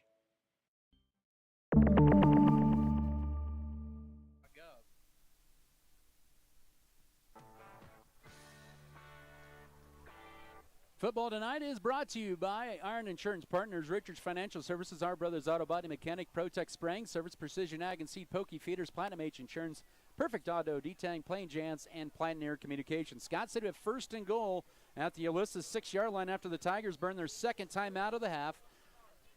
Beavers into the Wheaton Electric red zone, leading 10-7.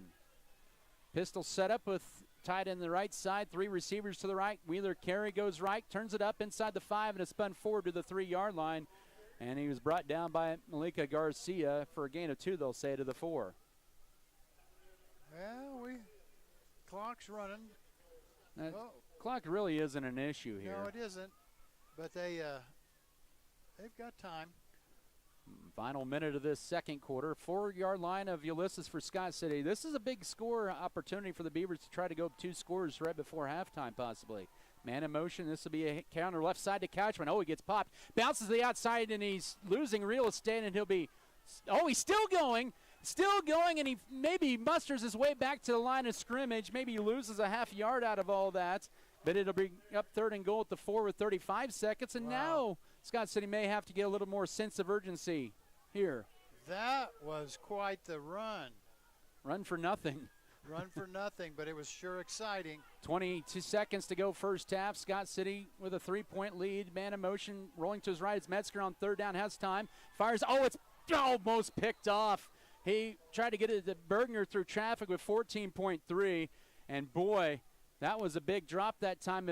The interceptor that time, that being Luis Contreras. If he catches that, that's a pick 6. Oh, Luis Contreras had that in his belly. I don't know how he dropped it. Man. Scott City's going to go for this, maybe. We're going to take a timeout here. Yeah, I'd talk about this too. The Beavers will burn their final timeout here with 14.3 seconds to go before halftime. I think this is probably the right decision because even if you go for the field goal and get it, you don't want to give Ulysses an opportunity for a kickoff return right before halftime. Well, I guess there's some thought to that. You don't want them to have the kickoff. But I don't know. As good a kicker as Pablo is, I hate to turn down the 3 points. But it's 4th and goal. And if we throw it or pass it or run it, the ball's going to, if we run it, if we don't make it in, it's going to be a stop clock. They're probably going to have an opportunity no matter what happens. First time Scott City will go for it on 4th down. They are 2 of 6 through 2 games this year on 4th down. Just inside the Tiger 5-yard line, trying to cap off a 52-yard drive here. Trying to go up 2 scores late second quarter. They'll split 2 receivers, 1 to both sides. On 4th and goal from just inside the Ulysses 5. Metzger takes the snap, has time, now steps up, throws it for Couchman, makes the catch, has a walk-in touchdown on the right side. Couchman finds pay dirt for the second time tonight as the cannon fires off with 9.3 to go first half. It's 16-7. Great play by Metzger again. Had defense coming at him, going to be right in his face, and he threw a bullet right over here on the wing to Couchman. And Couchman's guy who was covering him was 4 or 5 yards behind him. All right, Solis to attempt the extra point out of the hold of Aiden Trango. Good snap, placement down, kick is on the way, and it splits the uprights. 17-7 Scott City, 9.3 to go first half. We'll keep it right here as we're about to head to intermission, but that scoring summary for the Beavers as they go 8 plays and 52 yards. They go 1 minute, 53 seconds off the clock, and a big Metzger to Couchman pass play from 4 yards out. And that's the second time that they've connected on a touchdown this year, and Pablo Solis completes the points with the point after try to make it 17-7. Well, I believe on this kickoff, I think you'll see it kicked along the ground. I just have a hard time believing we're going to kick the ball deep here to these fine running backs that are waiting to run back with it. If anything was said about that last kickoff return to the coverage team for Scott City, the kickoff team, it's always the rule number one of football when you're on the kickoff team: stay in your lane. Exactly. Yeah, you have a tendency to pinch in, don't you, Adam? Yes. It's about the same principle as click it or ticket. All right, here we go. Here we go. Solis kicks this one. He angles it right side. This one for Berglund. It's still a live ball, and he loses it. And Scott City can fall on this if they do. And it's picked up by Bergner at the 10-yard line. Bergner picks it up at the 10. Scott City has one play to get it. Berglund overran it. Berglund's. He's probably cramping. It looks like they're stretching him. He's cramping there as he recovers it at the 10-yard line with 9.3 to go as they help him up, and he's okay as he trots off the field. You know, he tried to scoop and run with it. And it's a live ball. He could have done that. He could have picked it up and run into the end zone. The Tiger, he misplaced the bounce. And so it got by him, and then the Tiger and the Beaver were running for the football. The Beavers in the Wheatland Electric red zone once again. This is 1st and 10 at the Tiger 12. 9.3 to go second quarter, 17-7 Scott City. A 4-receiver set, 2-by-2. The Beavers have no timeouts left. Back to passes Metzger. He has to get rid of it. He can't find anybody. Steps up, throws it late. Couchman, and inside the 10-yard line, and that's going to run out time in this first half. That had to be end zone or bust, but a good effort nonetheless as Couchman making the catch at the 2, but time ran out in the first half. Even though they didn't score, that was big to get an opportunity. We're at halftime, 17-7 Scott City. Another 10-yard pitch and catch there. We'll take a 3-minute break and come back with some first half stats and more. This is Scott City Beaver football. Are you struggling with low energy or just not feeling like yourself? Do you need to make time for self-care and rejuvenation? Come see us at Elevate You. Elevate You is a hometown medical spa that offers a relaxing environment. We offer aesthetics such as Botox and are your comprehensive source for lab draws, injectable and IV therapies, weight loss consultation, and hormone treatment for men and women. Elevate yourself and set up an appointment today with Elevate You. Located at 105 West 11th Street in Scott City, text or call 872-7675 or find us online at elevateyoumedspa.com. 2025 field trip, sing along with us. This evening's performance features the iconic Journey hymn, Don't Stop Believin', and Neil Diamond's Sweet Caroline. Enjoy the show, and please sing along with us.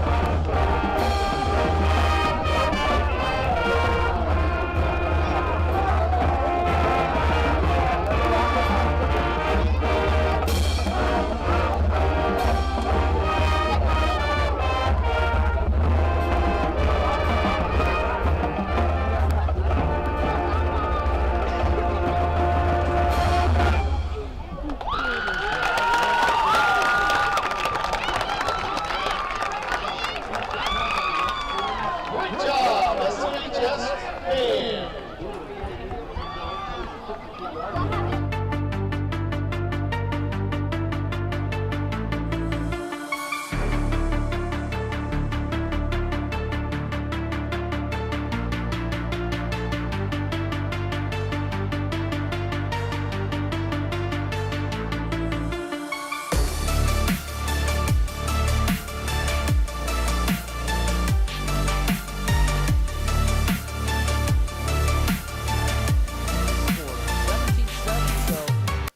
Get to some yards. It was definitely heavy Ulysses in the first quarter, definitely heavy Scott City in the second quarter. We'll get to all that here on the other side of the timeout as they're going to have a kicking contest here in this first half, or for halftime entertainment, I think, by the Scott Community Foundation.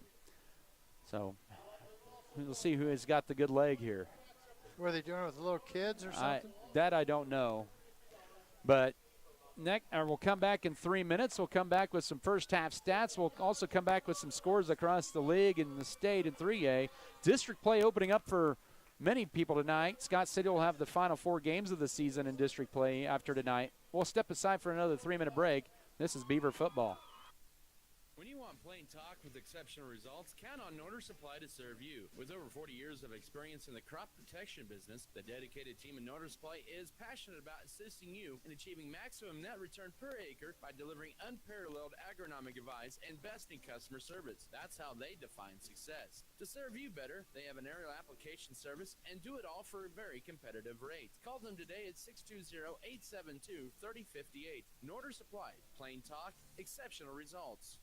Looking for a bank that puts you first? Welcome to Western State Bank, where customer service is a top priority. At Western, we know the value of face-to-face interactions, and we are committed to making each visit better than the last. Enjoy a small bank style of business with the convenience of big bank technology. Western State Bank has been locally owned and family managed for over 50 years, and we're here to stay. No surprises, no sudden changes, just reliable, consistent service. Switch today and experience exceptional service. Western State Bank, banking with a personal touch. Member FDIC. Deckmart Furniture and Appliance in Scott City continues adding new items. Not only have they added new small appliances from GE, they now have the comfortable Sealy memory foam pillow. Oh, and don't forget to check out their new home decor. Come in and see their top lines of furniture and appliance from Lazy Boy, Sealy, GE, and Speed Queen. Deckmart Furniture and Appliance has 2 floors of quality furniture and appliances for every room of your home. Stop and see what's arriving daily at Deckmart Furniture and Appliance on Main Street in downtown Scott City, where they service what they sell. Fall time is coming, which means we're getting closer to cooler weather. Before it turns cold, have your system service checked by Turner Sheet Metal Heating and Air Conditioning in Scott City. If your furnace is on the fritz, consider an upgrade in your furnace service with a better comfort level. Turner Sheet Metal has been trusted for over 40 years and can work on all makes and models. They say thank you for your business, and if you haven't worked with Turner Sheet Metal, why not give them a chance? Get a free consultation today at 872-2954. Turner Sheet Metal Heating and Air Conditioning, South Highway 83 in Scott City, where they do whatever it takes. The Scott Recreation Commission invites you to come get fit in their fitness center, no matter what your focus is. The Scott Recreation Commission features a wide variety of fitness activities, including free weights and cardio. With an affordable membership, you're able to access not only the fitness area, but also group fitness classes. Find out your workout opportunities at the Scott Recreation Commission Fitness Center, 912 Jefferson Street in Scott City. You can also sign up online at scottrec.org. It's time to stress less with more money in your pocket. United makes it easy for you to stay connected with family and friends and save while you're doing it with 3 months free. For a limited time, get 3 months free of mobile wireless or wireless internet service with United. Get high-speed connectivity, unlimited talk, text and data, and more money in your pocket. When you choose United, you're supporting a member-owned cooperative, proudly connecting Southwest Kansas with coverage you can trust. Visit getunited.com/radio or stop by a United store to get your 3 months free today. Terms and conditions apply. See store for details.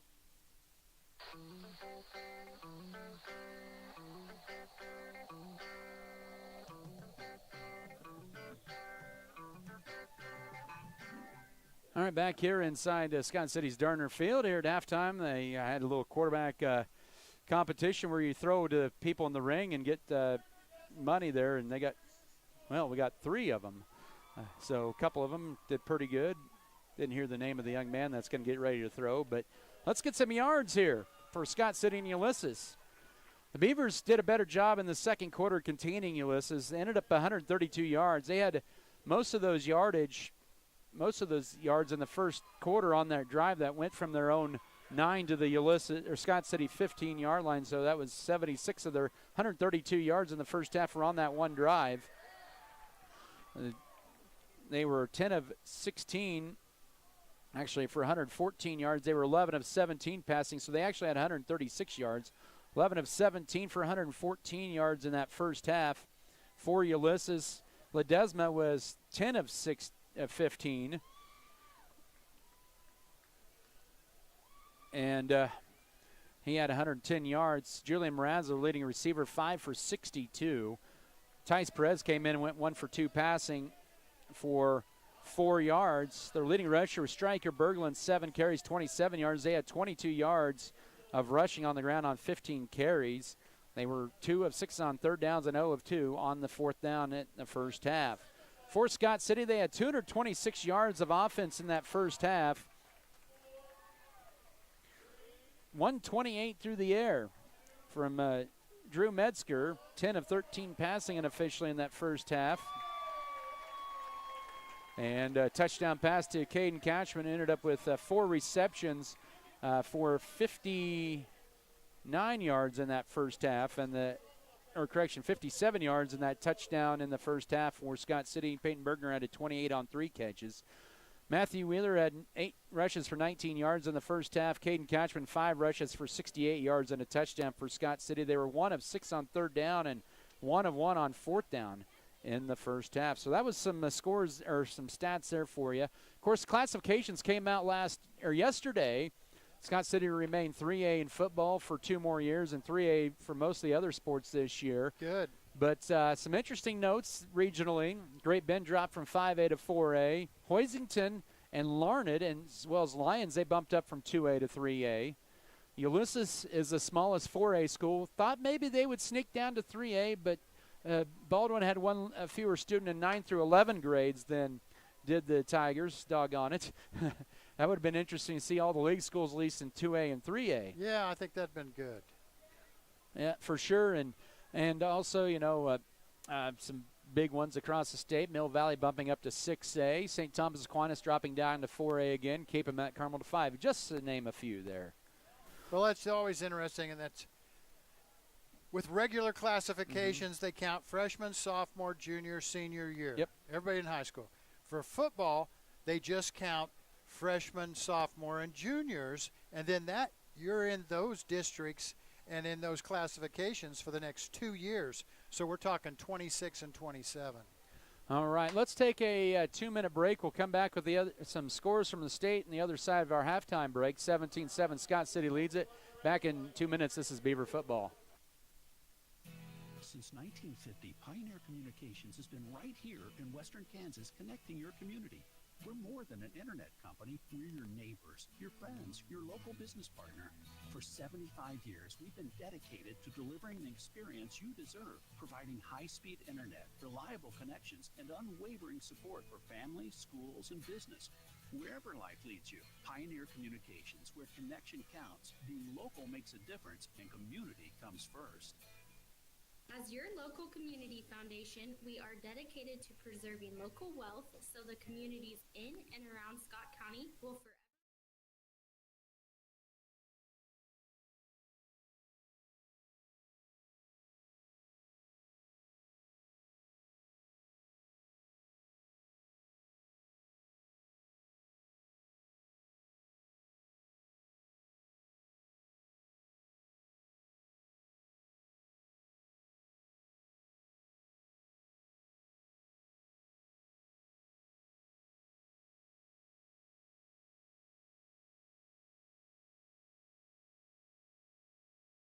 Go out and explore knowing that we have you covered. And for a limited time, get the Google Pixel 9 Pro or Samsung Galaxy S25 Plus and a Google Pixel Watch 3 on us.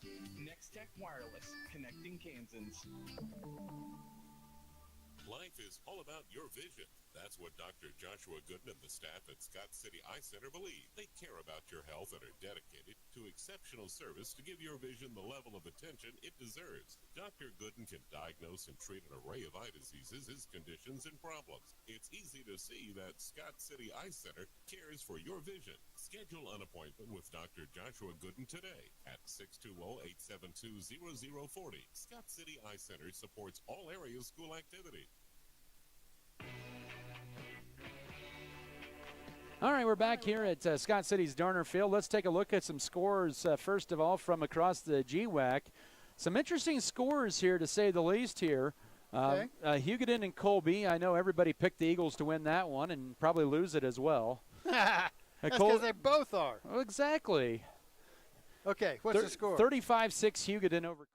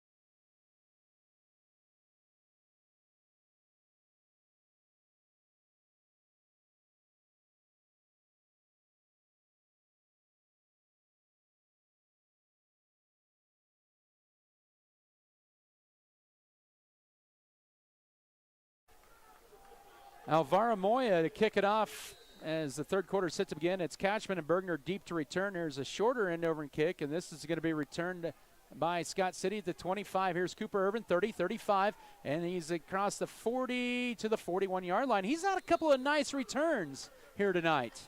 He has. It was return right.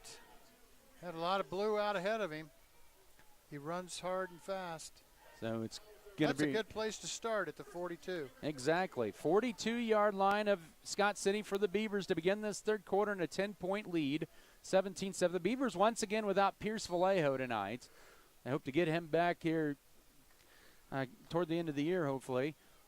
Irvin will be split to the left, pistol wing T with the wing or tight in the right side, up the middle for Matthew Wheeler on first down. Bursts through there for about 4 to the 46 on first down. It's Tice Perez, the weak side linebacker, will make the tackle, and it'll bring up a second down and 6. Boy, nothing fancy there. No. Just come running right at you. Opening drive of the third quarter, 17-7. Kate John will be split to the left. Wing to the right, tight end right side. From the 46-yard line, second down, another carry right side. This is for Bergner. Tigers had him corralled, but Bergner will find a couple yards to the 48-yard line. That's just his second carry, but it's going to bring up third down and 4. As Alex Hostetler right there to meet him. I'll say at the 47 for a gain of a yard. Kind of a sweep to the right. Man, this is a big play. In my mind. Scott City struggled on third down, just 1 of 6 tonight. They have it 5 yards to go through 47, leading by 10. Shotgun set up for Metzger, has 20 to snap, and he's back to pass. Has time, now steps up, throws the left, pass is going to be caught by Bergner, has the first down and more, 45 to the Tiger 41-yard line striker. Berglund takes him down from behind. And a nice out pattern, that'll be a pickup of about 12 yards and a first down. Nice throw, nice blocking in the backfield to allow Metzger to throw that football to the left over there in the east flat. And Bergner, after he caught it, just turned on the wheels and zipped up that sideline. Yeah, we needed that one, Adam. And it not because we needed a first and 10. We needed it for mental to keep us in this. We need this drive to keep going. 3 receivers set to the right, tight end right, 41-yard line, left hash mark for Scott City. Couchman in motion from right to left, and he'll weave his way around. It'll be an option play. Pitches to Couchman. He'll get to the outside, and a nice open field tackle by Julian Mraz for a gain of just 1 at the 40-yard line, setting up a 2nd and 9. Yeah, if Mraz hadn't have made that tackle, that might have been a touchdown. Because we had a wide receiver out here blocking the outside cornerback, and Mraz, look where he comes from. That free safety thing back there. He's 15 yards from the line of scrimmage. Ulysses is running more of a 4-4 look here tonight. 2nd down and 9, a low snap. It's picked up by Wheeler off the turf and hands it off to Wheeler. 35 and Metzger to Wheeler that time, and a nice gain to the 27-yard line for a Baker's dozen, his best run of the night, and a Beaver 1st and 10. Well, maybe the dropping the ball on the turf, Metzger, and then he picks it up and hands it to Wheeler. By dropping the ball, maybe it allowed the blocking to push him out of the way a little further. And maybe freeze the defenders. Yeah. Opening drive for the Beavers to the 27 of Ulysses. 1st and 10, 9:20 in this third frame, up by 10. Now, Scott City's going to be called for an illegal shift as Kochman with the carry on 1st down. He'll take it inside the 20 for a 1st down, but this is going to be all for naught as Scott City had multiple members moving. Their 6th penalty of the night. I call them wingbacks. In this offense, they call them halfbacks. We had 2 of them in motion. So sets up now a 1st and 15. It wipes off an 11-yard run by Caden Couchman. But it's at the 32-yard line of Ulysses. Both teams have been heavily penalized in this first half, or in this ball game. You'd like to think as we get further into the season that the penalties would disappear for the most part. 1st and 15 for the Beavers, 32-yard line as Scott City almost empties the backfield as they'll throw it out to the safety valve. It's going to be Bergner. Turns it up right side and that runs over a man, but he runs out of bounds as well. So he takes it to the 29-yard line for just 3 on 1st down. 2nd and a dozen. Bergner and Mraz were having a little bit of a conversation there after that one. They've met each other several times on this Yes, field. they have. Helmet to helmet. Oh, I shouldn't say that anymore, should I? Nah, well, you did. It's too late. It was incidental helmet to helmet, right? Yeah, the incidental is right. 2nd and about a dozen. I'm going to put my helmet right in the middle of you, buddy. 7th play of this opening drive of the second half for the Beavers. They go to a 2 tight end set, and now another drop snap, and the ball is loose on the carpet, and Ulysses falls on it at the 35-yard line. Oh, a tough break for Scott City on their opening drive, and Ulysses stymies the Scott City opening drive. It was looking good. It ends in a turnover for Scott City with 8:48 to go third quarter. Well, when you've dropped the football and you've missed the handoff, you probably should just call it good. And that didn't happen on that play. So now Ulysses will have the ball. Both teams with 1 turnover apiece here tonight. 35-yard line of Ulysses for the Tigers. Will split 2 receivers to left, a tight end right side, and a wing to the right. Shotgun set up for Ledesma. Handed off right side to Berglund. Turns it upfield late. He'll gain about 3 on 1st down. He'll take it to the 38-yard line. Easton Eisenhower also in there was Cooper Irvin on the stop. 2nd and 7. Well, we'll see what Ulysses does. I'm really curious about Ulysses. So it's a gain of 4 actually to the 39. 2nd and 6, approaching 8 minutes to go third quarter. They'll swing it out right side. A pump fake for Ledesma. He'll have to tuck it up. Scott City was late covering the slot receiver to the right, and he almost threw it right to Holstein there, but Ledesma will gain about a yard to the 40-yard line, setting up a 3rd and 5. Yeah, if that was the planned play, boy, we had that one covered, throwing the ball quickly down to the sideline. But to me, that looked more like a quarterback draw. 4 receivers set on 3rd and 5. It's going to be a quarterback draw up the middle and stuffed right at the line. A scrimmage by the big boys up front in the middle on a 3rd down coming up, or 3rd down, maybe about a half a yard for Ledesma to the 41, and decision time for first-year coach Mitch Foote at his own 41. I'm him. I punt the football. And they are. Good defense by Scott City after a fumble here. You know how it is. You play the field position game and you punt it way back there, and you hope the opposing team makes a mistake before they can score a touchdown. I'd like to see a punt return for a touchdown. It is Tice Perez back to punt as they almost got it blocked. It's a high kick. It'll take Tarango back to his own 21-yard line. Now sidesteps one, 25, sidesteps, can't get the second one as he takes it to the 29, near the 30-yard line on a nice punt that time. 40 yards and about a 9-yard return here with 7:02 in the third quarter, 17-7 Scott City. Oh, our little Tarango he got hit hard. Yes, he did. Let's see what Scott City can do here. He's unhappy with himself that he didn't get loose on that one. All right, now we start all over with the Beavers back in middle of the field. One tight end set to the right, receiver left from their own 29, 1st and 10. A man in motion. It'll be a handoff to Wheeler. He'll take it for about 4 on first down to the 33-yard line, just right up the gut.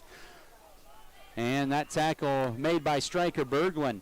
We're seeing maybe Scott City's probably got more self-inflicted issues here tonight, Tim, but they may be starting to wear down Ulysses on that front wall because they've had some good carries here. Well, you would think.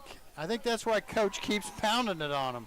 2nd and 6, 34-yard line. Make it 2nd and 5. This will be a carry for Wheeler. 35, first down, 40. 45 as he runs over Stryker. He strikes him for 4 more to the 48-yard line.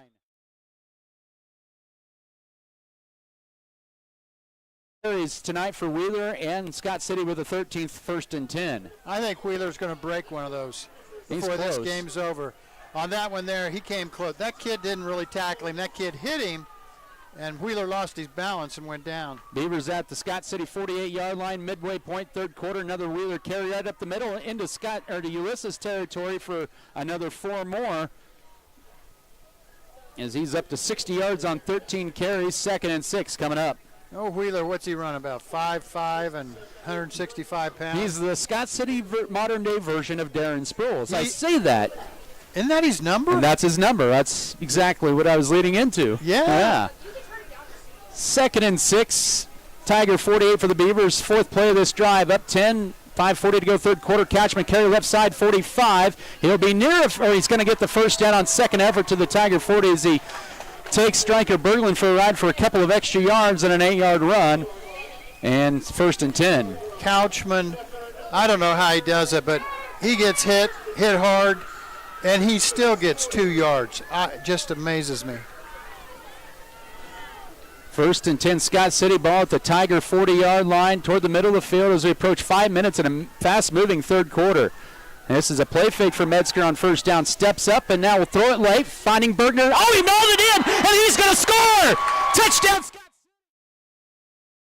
City! Metzger past Preston Hill in the corner, and Metzger will go get his crown as the homecoming king in the end zone, and it's 23-7 with 5:08 to go, third quarter.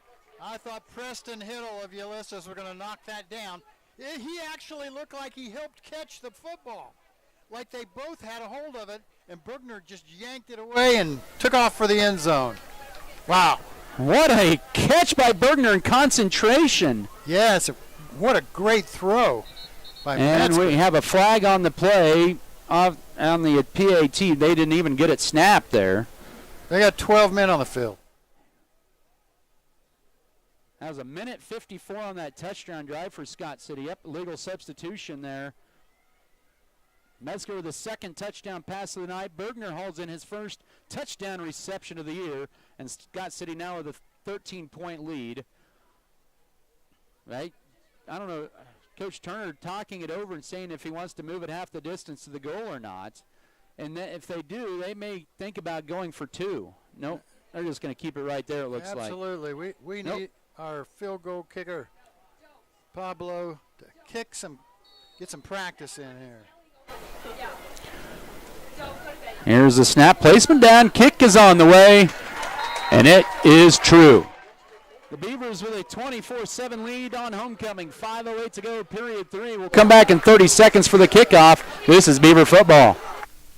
Well, Adam, you wouldn't trust a doctor to give your family a one-size-fits-all prescription, so why settle for a one-size-fits-all seed? At Circle C Farms, we partner with Beck's, America's largest family-owned seed company, serving farmers for 5 generations. Order early and save with Beck's commitment rewards and early order discounts. Plus, take advantage of flexible financing options, including 0% financing. Circle C Farms and Becks, the seed that fits your farm and your future. Great Western Tire of Scott City is available for tire repair and replacement, oil changes, tire rotation, balancing, alignment, and bulk fuel delivery to keep your equipment going. They also offer 24-hour emergency service calls. Deckmart Furniture and Appliances. At Deckmart, they offer a variety of quality furniture, including sofas, recliners, lift chairs, dining sets, bars, bar stools, mattresses, and more. They carry GE and Speed Queen appliances and are happy to quickly service what they sell with a local repairman. Great Western Tire and Deckmart Furniture and Appliances. Small-time friendliness with big city service and quality.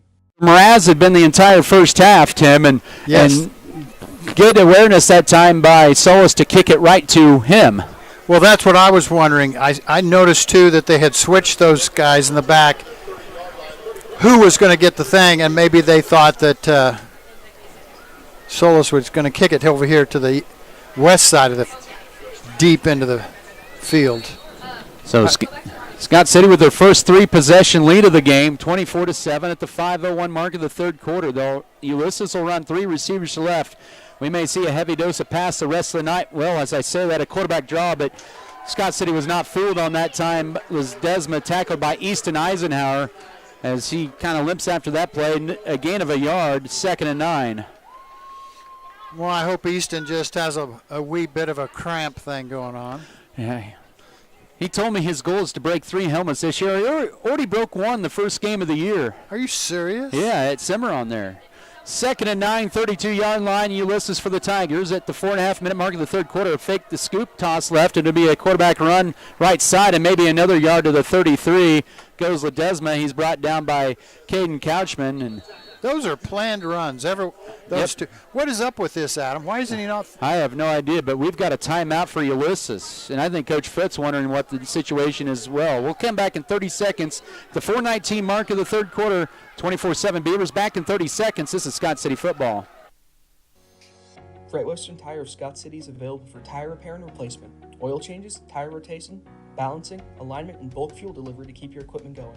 They also offer 24-hour emergency service calls.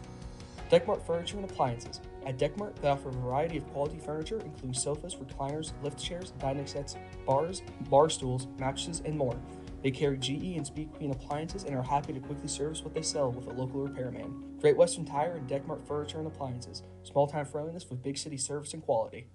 At American Implement, we believe that education and athletics play a crucial role in uplifting communities. Our commitment to supporting farmers aligns closely with the values of teamwork and resilience found in sports. By investing in local initiatives, we enhance individual lives and strengthen community bonds for a brighter future. American Implement, indebted to the past, committed to the future. This time as he's under duress as he rolls to his right, he'll just tuck it up and run, and he's going to have the first down as he dives forward across the 40. At the 41-yard line, but he's right at the first down sticks, officials say.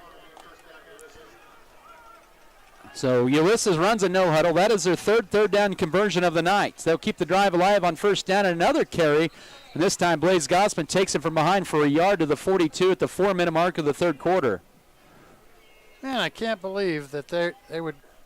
That kid has carried the ball about 6 times in a row. Oh, now they've put in the other quarterback. This is Tice Perez. Actually, I think that was Perez on that last carry. That was Perez on the last carry? Yep, it looked like it. Yep. 2nd and 9, 42-yard line. He has 4 carries for 5 yards. Oh, they're taking Perez out. And now it's going to be back to Ledesma. 5th play of this drive coming up here. Now Ledesma back to pass, pump fake, steps up, and now throws it late. He wants to go deep, and he is going to, what a haul-in catch on the right sideline inside the 25, and a 1st and 10 for Preston Hiddle at the 22-yard line. He made the diving catch that time at the 22 of Scott City, and a big gain through the air. Preston Hiddle, I'm telling you, what a catch. What a throw by the quarterback. He got pressured by one of our defensive ends. He's running for his life, and he slings one down the field. That was a 38, make that a 40-yard, over 40 yards on that play. 1st and 10. This is Tice Perez again inside the 20, and he's still going there. They'll stop forward progress right at the 20-yard line. 2nd and 8 coming up. I'm not sure what the plan is with that. That was a 36-yard pass play on that last completion. 2nd and 8. So they keep rotating there between Perez and Ledesma. Now Ledesma back into the 2:45. This will be the 7th play of this drive. Scott City with a 17-point lead. Ledesma on 2nd down wants to go for the home run. Ball in the back of the end zone. Pass is going to be deflected and incomplete. They go 9.5 yards deep in the end zone for Hiddle. That time that was broken up by 2 Beavers. That looks like that was Bergner and Irvin, who were kind of fighting more for the ball. I agree with that. I thought Bergner had it caught, and I thought Irvin knocked it out of his hand.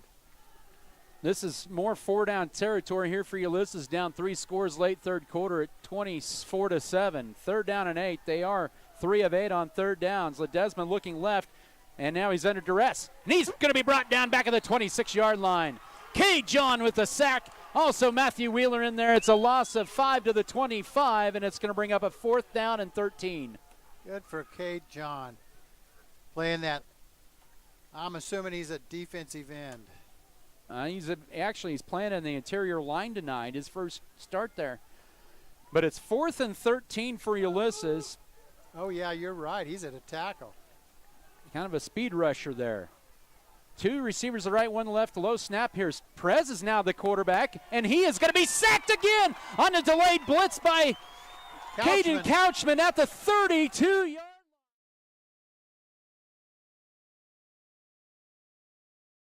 line. Ulysses a 4th down conversion 3 times tonight. It's a turnover on downs, under 2 to go 3rd quarter. Couchman came from his right linebacker position. The quarterback, Ledesma, was rolling to his right, and Couchman run him down, got him in the backfield. What a great play.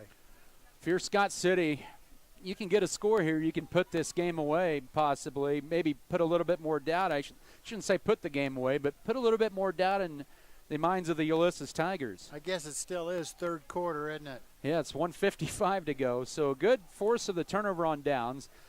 Scott City 33 for the Beavers. Oh, we got timeout. There's some confusion here, and Scott City will burn the timeout. We'll take a 30-second break. 1:55 left in period 3. 24-7. The Beavers with the lead. Back in 30 seconds. This is Scott City football. BBN is sponsored Western State Bank, Scott Co-op, Scott County Hospital, Chaplain Real Estate, State Farm, White's Food Liner, Backyard Blooms and Garden Center,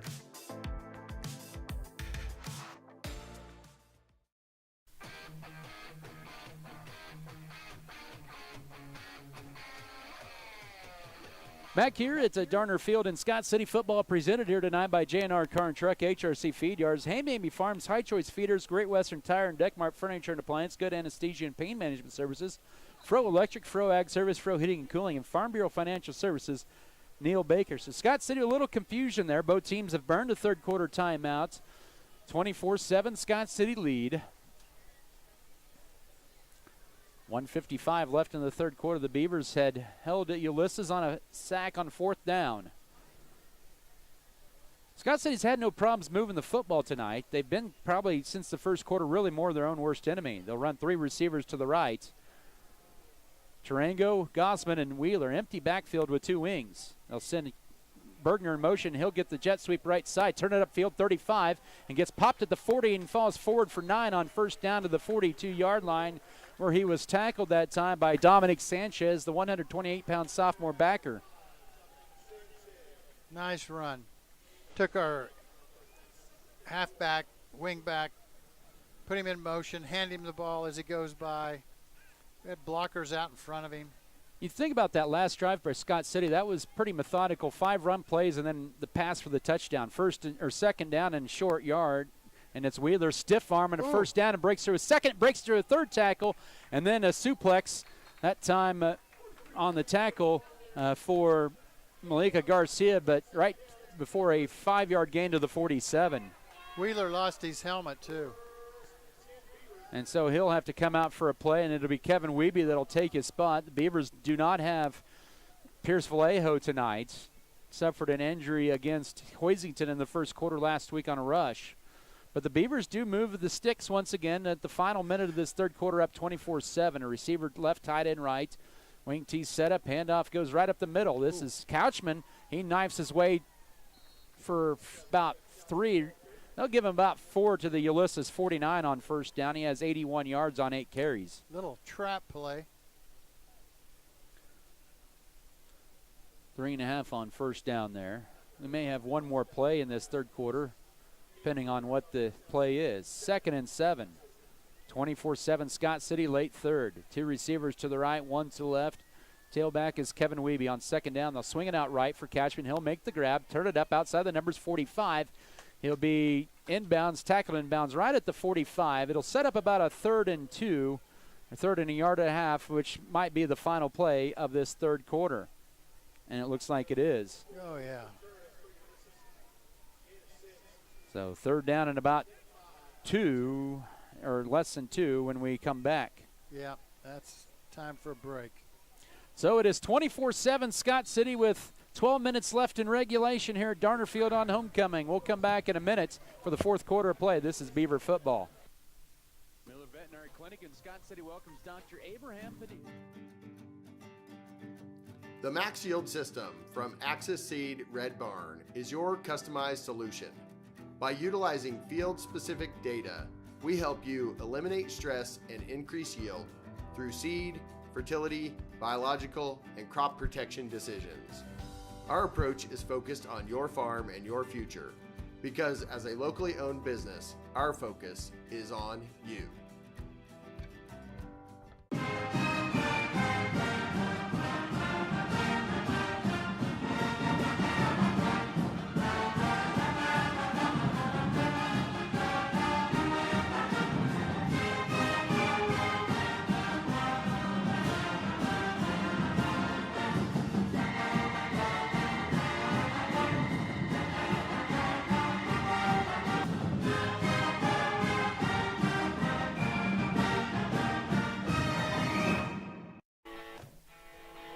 Back here at Scott City's Darner Field here, Adam Kadavy, Tim McGonigal, Adriana Chowders, your studio engineer. The Beavers will have it at the Tiger 45, 44 and a half, less than 2 to go on third down. They're just 2 of 7 tonight on third downs, but they have tacked on a score this second half, leading it 24-7 on third down and a couple. This will be a right side carry for Bergner, has a first down, 35-30, still on his feet, 25-20, 15-10, goodbye, touchdown Scott City.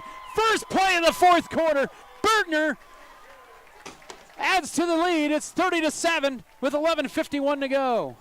Well, Scott City showed eye candy. Metzger took that ball like he was going to flip it, go to the left, to the west side of the field.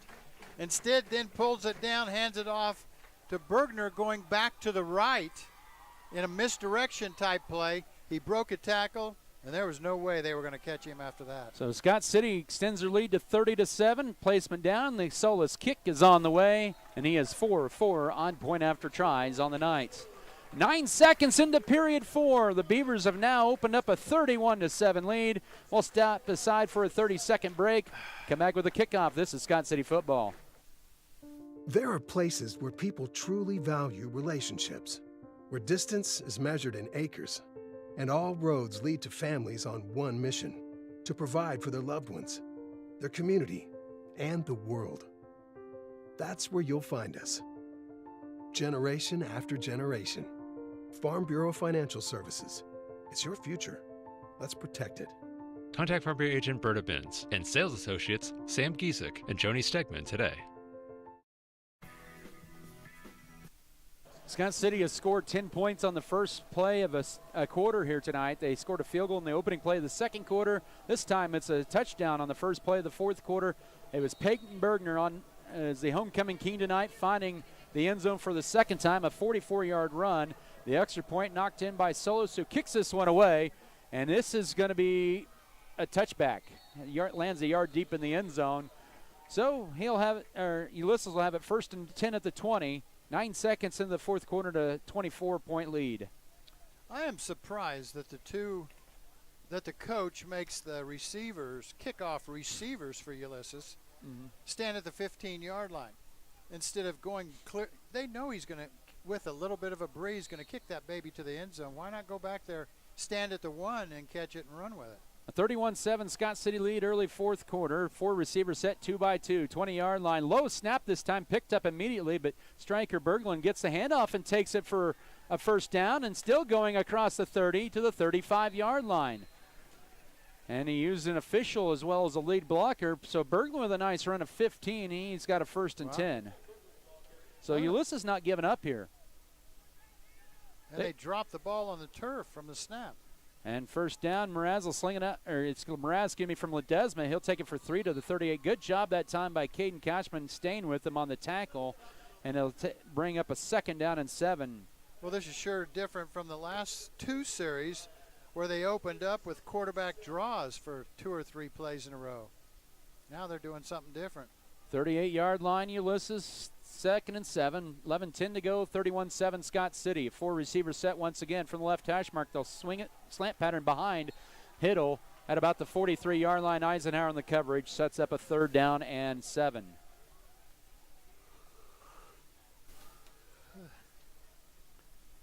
Okay, we know it's a passing situation. You'd expect some heat coming from linebackers.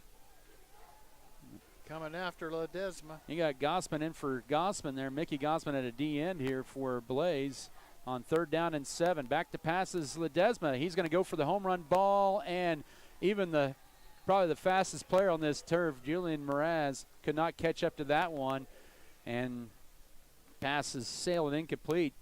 In my opinion, that's because Mraz didn't he wasn't running full speed until he saw the ball, and he went, oh, man, I don't know if I can catch that. And then he turned on the heat. Ulysses with a 3 and out there, and they're going to be forced to punt. They're now 3 of 10 on 3rd downs. Tice Perez is the punter. Peyton Bergner is going to be deep to return. You still have to worry about it on 4th and 7 here. And now they're sending what's wrong? Somebody from Scott City to the bench. I don't know if he's got blood. They need somebody else out there. They're going to send Blaze Gossman back out there. But Tice Perez is the punter. This will be his 3rd punt of the night. Standing at his own 26-yard line to take the snap here from Hostetler. He didn't have his helmet snapped in one place. Bergner deep to return. He serves as a quarterback, but he's going to kick this one away and angles this one right side. Bergner will make the catch at the 25. Bubble picked it up 30, 35, 40. Outside the numbers 45 midfield. He's escorted to bounce. And that'll be at the Ulysses 45-yard line as he boots that one about 37 yards and a nice return of about 29. And Beavers on the plus side of the 50 with 10:50 to go and a 31-7 lead. That was a great catch. Bergner, he's running to catch that punt to his left. And the ball hits him, and then it bounces away from him into the air, and he double catches it. And now Bergner will get stretched out for cramps as Kochman will be split wide to the right. Tarango, Weeby splits to left. This is up the middle for Wheeler on 1st down. He gets swallowed up by the 217-pound Corbin Ball right at about the 43-yard line for a 3-yard gain on 1st down, setting up 2nd and 7. First time Scott City's had a carrier carry the ball or rusher carry it 15 times this year. First time, huh? It's usually been pretty balanced attack, but 15 carries, 68 yards for Wheeler tonight. 7 yards to go at the 43 of Ulysses left hash mark. 24-point Scott City lead, 10:15 to go. Metzger back to pass. He's going to go for the home run ball, find to fit it through, and it's going to be, knocked away by Kochman. A little bit too tight there in a double coverage. Kochman, the intended receiver, it was knocked away that time by the defender, Julian Garcia, 3rd and 7 coming up. I thought Garcia caught it and Couchman knocked it out of his hand. That was good play by Couchman as he's falling backwards. He'll set up a 3rd and 7. The Beavers are 3 of 8 on 3rd downs, leading 31-7. 10 minutes, 11 seconds to go, 4th quarter. Tight end right side, pistol wing tee with Trango split to the right. A bobbled snap, it picked up by Metzger, and he'll take it for a couple to about the 40-yard line. He'll give him 3. It'll set up a 4th down and about 4 coming up from the 40-yard line of Ulysses. I thought the snap was going to hit our wingback in motion. And it might have, you know. Seemed like they were at the same place at the same time. Scott City will go for it here on 4th and 5. They have a 24-point lead, 9:40 to go. They'll send Cooper Irvin split to the right. Tight end will be the left side. 4th and 5. Ulysses with 8 in the box. Man in motion. Play fake as Metzger rolls to his right. Has plenty of targets. Goes backside. Couchman. Wide open catch 20. 15-10. Inside the 5. And he's down to the 3-yard line. First and goal.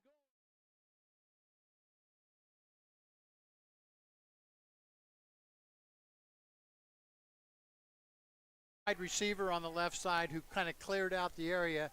Then you had Couchman come out there from the backfield, wide open, nobody on him. Used his speed to get downfield. Had 2 Tigers down there. He tried to split between them, and he almost got it done. 226 yards unofficially for Metzger tonight, 2 touchdowns, 98 of those on 5 receptions for Couchman. First and goal, 3-yard line. Scott City in the Wheatland Electric red zone, and Matthew Wheeler is into the end zone.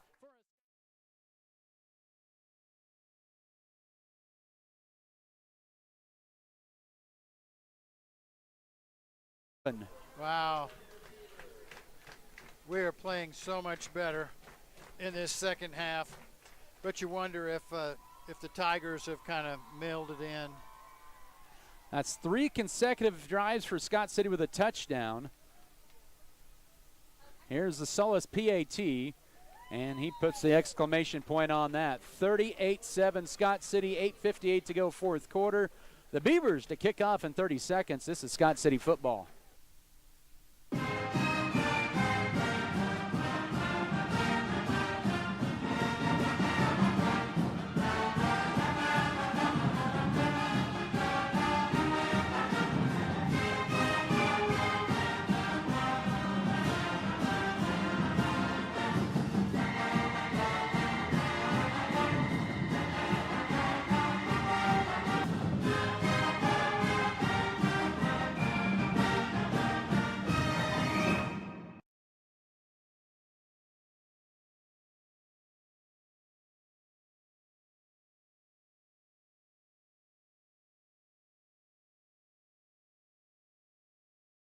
Clint's Diesel Repair. Also, Shells, Flowers, and More, Burning Farms, Beef Belt, Beavertown FFL, Beaver Creek Feeders, Bartlett Grain, B&H Paving, and American Implement. A 5-play drive for Scott City after a punt. After a 4th down conversion, this one's angled left for Mraz, and he bobbles it inside the 10 and picks it back up. That could be trouble, and he takes it across the 15, and he pays the price for it at about the 17-yard line. K. John also in there. I believe that was Kevin Lopez with the tackle at the 17 to match the number of Julian Mraz. Man, he had a lot of blue shirts in his face. Scott City, I think, learned their lesson. They're not going to let him take one back. Fool me once, shame on you. Fool me twice, shame on me. Well, they did not. Adam, you could tell they were in their little lanes on that one. Nobody was coming, converging on him quick. 3 receivers set to the left, 1 to the right from their own 17 to Berglund. Carry up the middle, and he will maybe get a yard out of that. Scott City's really contained him tonight. As Scott City crowd wanted an extracurricular flag, but I think that was just football. 2nd and 9. I think it was too, Adam. There wasn't anything to that. I think they won it because of the call that Scott City got against them in the first half. That could be. That was 10th carry for Berglund for 47 yards. Ledesma on 2nd down, fires it left. Pass is going to be caught. It'll be near a 1st down at the 25-yard line for a gain of 8. Luis Contreras, his 2nd catch of the year. He'll gain about 8 on 2nd down, and he paid the price for that as he's slow to get up. It'll bring up a 3rd down coming up. Yeah. He should go take a rest. Yeah, good. They're going to have him come out. He really got smacked. Did a good job catching the football, tucking it away, and then just got drilled. Ledesma's thrown for 156 yards tonight. Ulysses with 3rd and 2 coming up at their own 25, under 7:45 to go. They're 3 of 10 on 3rd quarter, and we have a flag. I think Scott City was in the neutral zone that time. Yep. They were moving, so surely. Yep. Yeah. It'll be a 1st and 10. That's the 2nd time that the Tigers have benefited really kind of in the same spot in that first quarter. It was right at the 25 on a third down. Yes, it was. So it's 1st and 10 at the 30. Scott City with their 7th penalty of the night. On 1st and 10, Ledesma finds, that was caught and then dropped.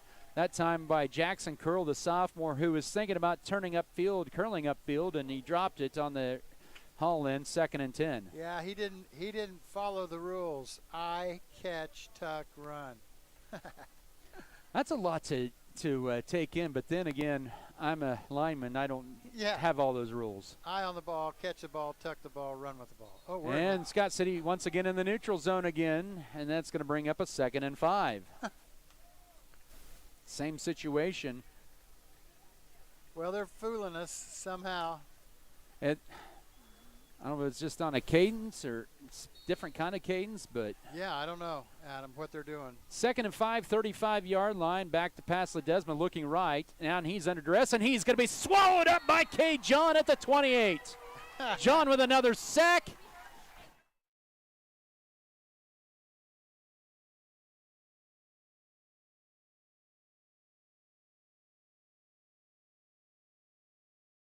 No, how about that? I mean, seriously, that's the game of football. You wanna get and celebrate after. Get up and pump your fist. 3rd and a dozen. 7 minutes to go. Ulysses 30 of 9 on third downs. A little tunnel screen. Here it's caught by Berglund across the 30 to the 34-yard line. Nicely defended by Holstein with the tackle. Brody, the senior, with the stop at the 34 for a gain of about 7. Make it the 35. And it's going to bring up 4th and 5, and Ulysses is going to go for this one. And rightly so. 6 minutes and change to go in the game. On 4th down and 5, under duress, and now Ledesma sees some real estate to the right side. He'll throw it late, and that pass is going to be knocked down, and good deflection that time by Cooper Irvin as he was trying to cover that time Edgar Porras, and it's a turnover on downs. Irvin was in the right place, man. He was right with his guy. Ulysses, go ahead. Go ahead. They are now 0 of 4 on 4th down tonight. That's good for Scott City. We're going to see some substitutions here for Scott City. Looks like they got and at guard Brody Rios. Some of the main cats for Scott City probably going to see their night come to an end with a 38-7 lead here with 6:28 to go. This has been really total domination in the second half for Scott City. It'll be Gossman split to the left, a trip set to the right, but and the quarterback still is Drew Metzger's thrown for over 200 yards tonight and a couple of touchdowns. He'll keep it himself up the middle, 35-30, and he'll take it for 9 to the 26 on 1st down. Nice little quarterback draw up the middle on 1st down. 2nd and a yard coming up. Well, this is exactly we would have liked to have seen Scott City explode like this in the first half, but man, it's good to see them. They really have played well in the second half. Whatever Coach Turner said, they took it to heart. Yeah, I'm sure there was something they were talking about it. We'll go with 3 receivers to the left, 1 to the right. Couchman in motion from that slot spot from left to right. He goes to the backfield, now goes back left. Back to pass is Metzger on 2nd and a yard. Will step up, fired it wide open. Bergner, he'll take it to the 16-yard line. Tackled by Preston Hiddle on a gain of 10, and it's a Beaver 1st and 10. I can still remember the first time we saw Bergner on the field, 2 years ago? Yep. And you just knew he has what it is. He's got it. Let's put it that way. Scott City into the Wheatland Electric red zone. Season high of points, leading 38-7, 5:20 to go. 1st and 10, and a carry here up the middle. This is Wheeler, 15, breaks through 1 tackle, but not the second wave. He has it inside the 10, and is finally brought down at the 8 for 8 on 1st down, as he's had a really good night. He has 76 yards on 16 carries and a touchdown, and it's going to bring up 2nd and about 2.5. Yeah, Wheeler has just got a really nice quick step. Gets through that hole, small in stature, low center of gravity. God, I just love where he's at. 4:50 to go, 38-7 Scott City. Wheeler, nope, it's going to be a pitch behind Cashman, who reels it in, and he takes it to the 5, still going. They're going to stop his progress there, but it's going to be enough for a first down and a gain of 4 for Cashman on 9th carry for 85 yards, but it's going to be goal to go for the Beavers. That was like an option, wasn't it? Yes, it was. We faked it to Wheeler, and then the pitch came very quickly to Couchman. It wasn't like Metzger thought about running it or anything. It was a planned pitch to Couchman. Done very well. First and goal at the 5. 4 receivers set 2 by 2. They have plenty of time to snap it with 4:18 to go. Wheeler inside the 5 and down to the 1. He'll gain 4 more on first down on his 17th carry. Hits the 80-yard mark of the night. 2 ball carriers over 80 yards. Catchman 9 for 85, and Wheeler 17 for 80. This will be the 6th play of the drive, but every one of these drives for Scott City has been at least 5 plays in this second half. That's 5 possessions. They have 3 touchdowns, and they had that fumble in their opening series of the third quarter. But that was a promising drive that came up empty. Oh, Wheeler fumbles it. I spoke of fumbles, and it's a turnover. Didn't haul it in there at the 3. What's that make us on turnovers? -1, not in the year. Well, even on the year. That's 2 tonight. That's what I was going to say. That'd be. Oh. So, as I mentioned, this whole second half, really the only enemy for Scott City's been Scott City. Not to take anything away from Ulysses, but it's been the mistakes for Scott City. That one right there, and it's going to be a turnover on downs with 3:44 to go. Yeah. But now, here in 3:44, Scott City will focus on an undefeated team next week in the Hugoton Eagles. They were up 35-6 at Colby at halftime, but that's going to be an improved Hugoton team from what Scott City saw a year ago. Taking the snap will be Tice Perez, 2 yards deep in his own end zone. Will fake the handoff and rolls to his left, and he loses the football in the end zone. It's a fight for it. Oh, they're going to call that an incomplete pass? Oh, my. Are you serious? They called it an incomplete pass. That was a touchdown for Scott City. Yes, it was.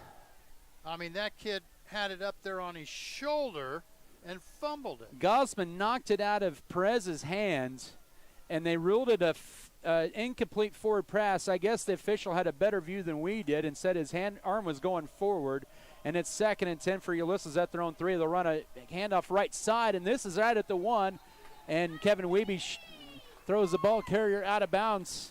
Julian Garcia right at the 1, so that's a loss of 2 for Garcia on his first carry of the night. And it's now third and about a dozen at the 1 for Ulysses with 3:18 to go and a clock running. They say his progress stayed in bounds.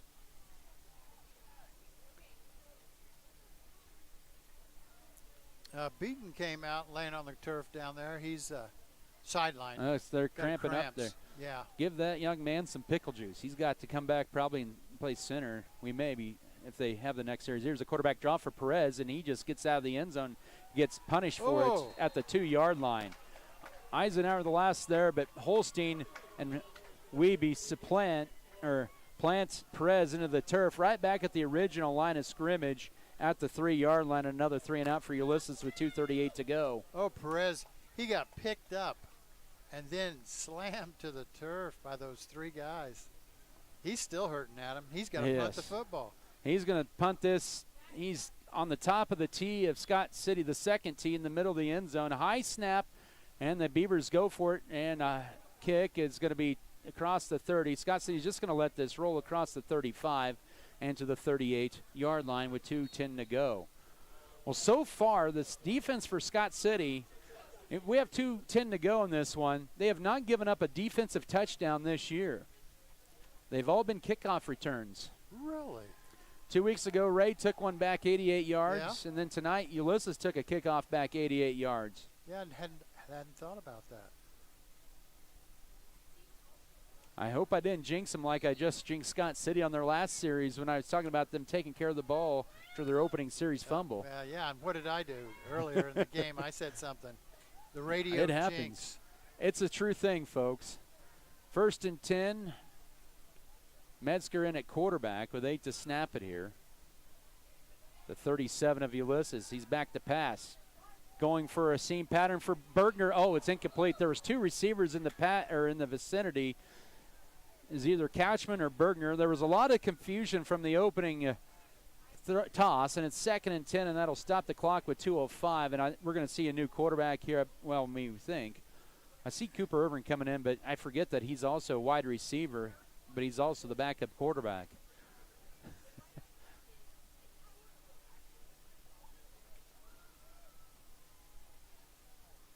Second and 10, 37 of Ulysses, just outside of 2 minutes left. Handoff right side to Bergner, turns it up the field, 35-30. 25, goes to the right side, fouls his lead blocker, 15-10, cuts it against the grain.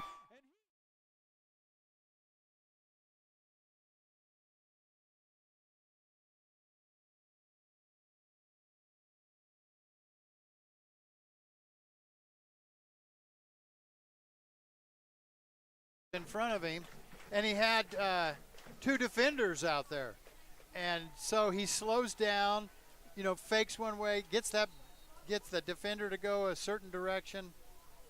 He used his blockers really well on that, even though they weren't blocking much. Now we got a new snapper.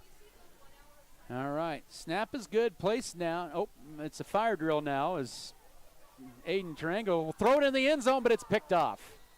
Tried to get it to Mickey Gossman, but Mraz denies the 2-point conversion off the bobble or high snap. It's 43-7, 1:55 to go in the game.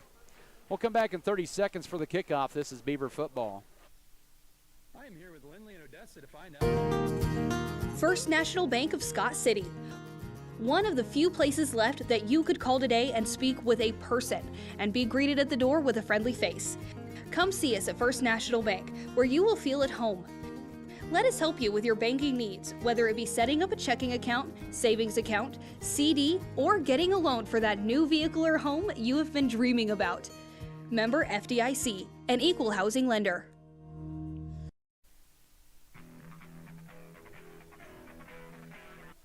Scott City with a 2-play drive and 37 yards. They take off just 17 seconds, and Peyton Bergner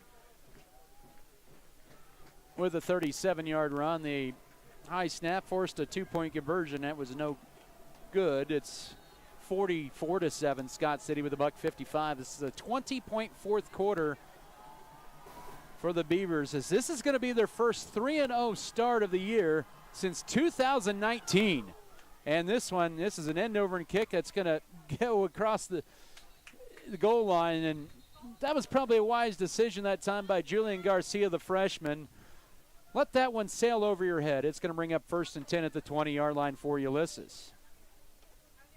We saw Ulysses really play with a lot of spirit in this game, Tim. And, they're going to fall to 1-3 after this one. But give credit to Ulysses. They made Scott City earn this one tonight. And the Beavers are just overpowering in the end. We are here in the second half. It's been overpowering. This is the game that we thought we'd see in the first half, too, but what are we, short a guy? Yep. Oh, there's substituting some personnel in here. 1st and 10. It is Perez at quarterback. Here's the freshman. He will be spun back for a loss of a yard. That's Garcia for Ulysses. He'll lose they say he got, let's see, they'll spot this one just inside right at the 20. 2nd and 10, no gain. Well, it's all over but the shouting. And now these kids want to try to get it to the homecoming dance here. 2nd and 10, 20-yard line. Left hash mark, play fake. Tyce Perez will just keep it himself. He'll tuck it upfield, 25. And he'll be pushed out of bounds set time. Trey Idle into the game, but it's a 7 or 8-yard gain, but it'll be up 3rd and short with 1:15 to go. There's Eisenhower coming out. He's had a good night in that linebacking spot. It'll be a run-heavy team from Hugoton next week. 3rd down and 2, 28-yard line. Perez will take the quarterback keeper, and he will be short of the first down by a yard. In there on the tackle, the sophomore, Kirby Rohrbaugh, the 6'1", 160-pound sophomore. Yeah, happy parents below us here. He made the stop there. Good play.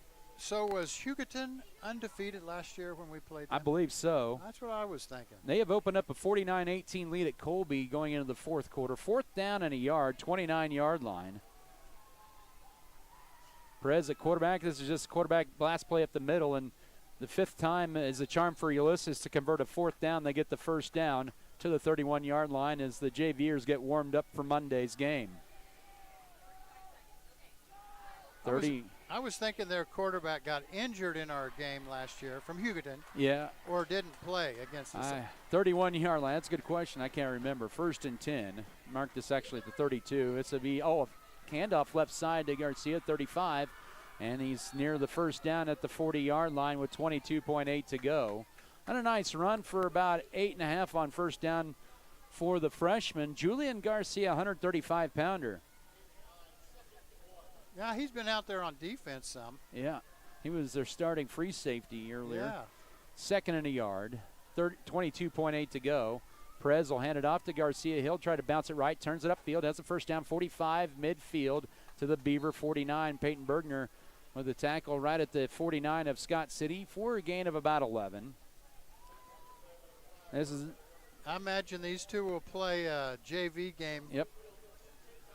Some subs. Monday, and Garcia will probably carry it a lot. Yep. They'll sub in Ulysses will here with 6 seconds. This may be the final play of this game. Perez will just keep it himself. Goes left side, 45, and to the 41-yard line. Holstein will bring him down. A 9-yard gain, and that's all she wrote. Scott said he'll win this homecoming 2025 affairs. The cannon will fire off for a final time. The Beavers pulled away in the second half for the 44-7 victory. They're 3-0 for the first time since 2019, and their 10th straight win in the series. Ulysses drops to 1-3. We'll begin our post-game coverage after this 3-minute break. This is Beaver football. Your imaging appointment, Scott County Hospital Imaging provides quick, reliable.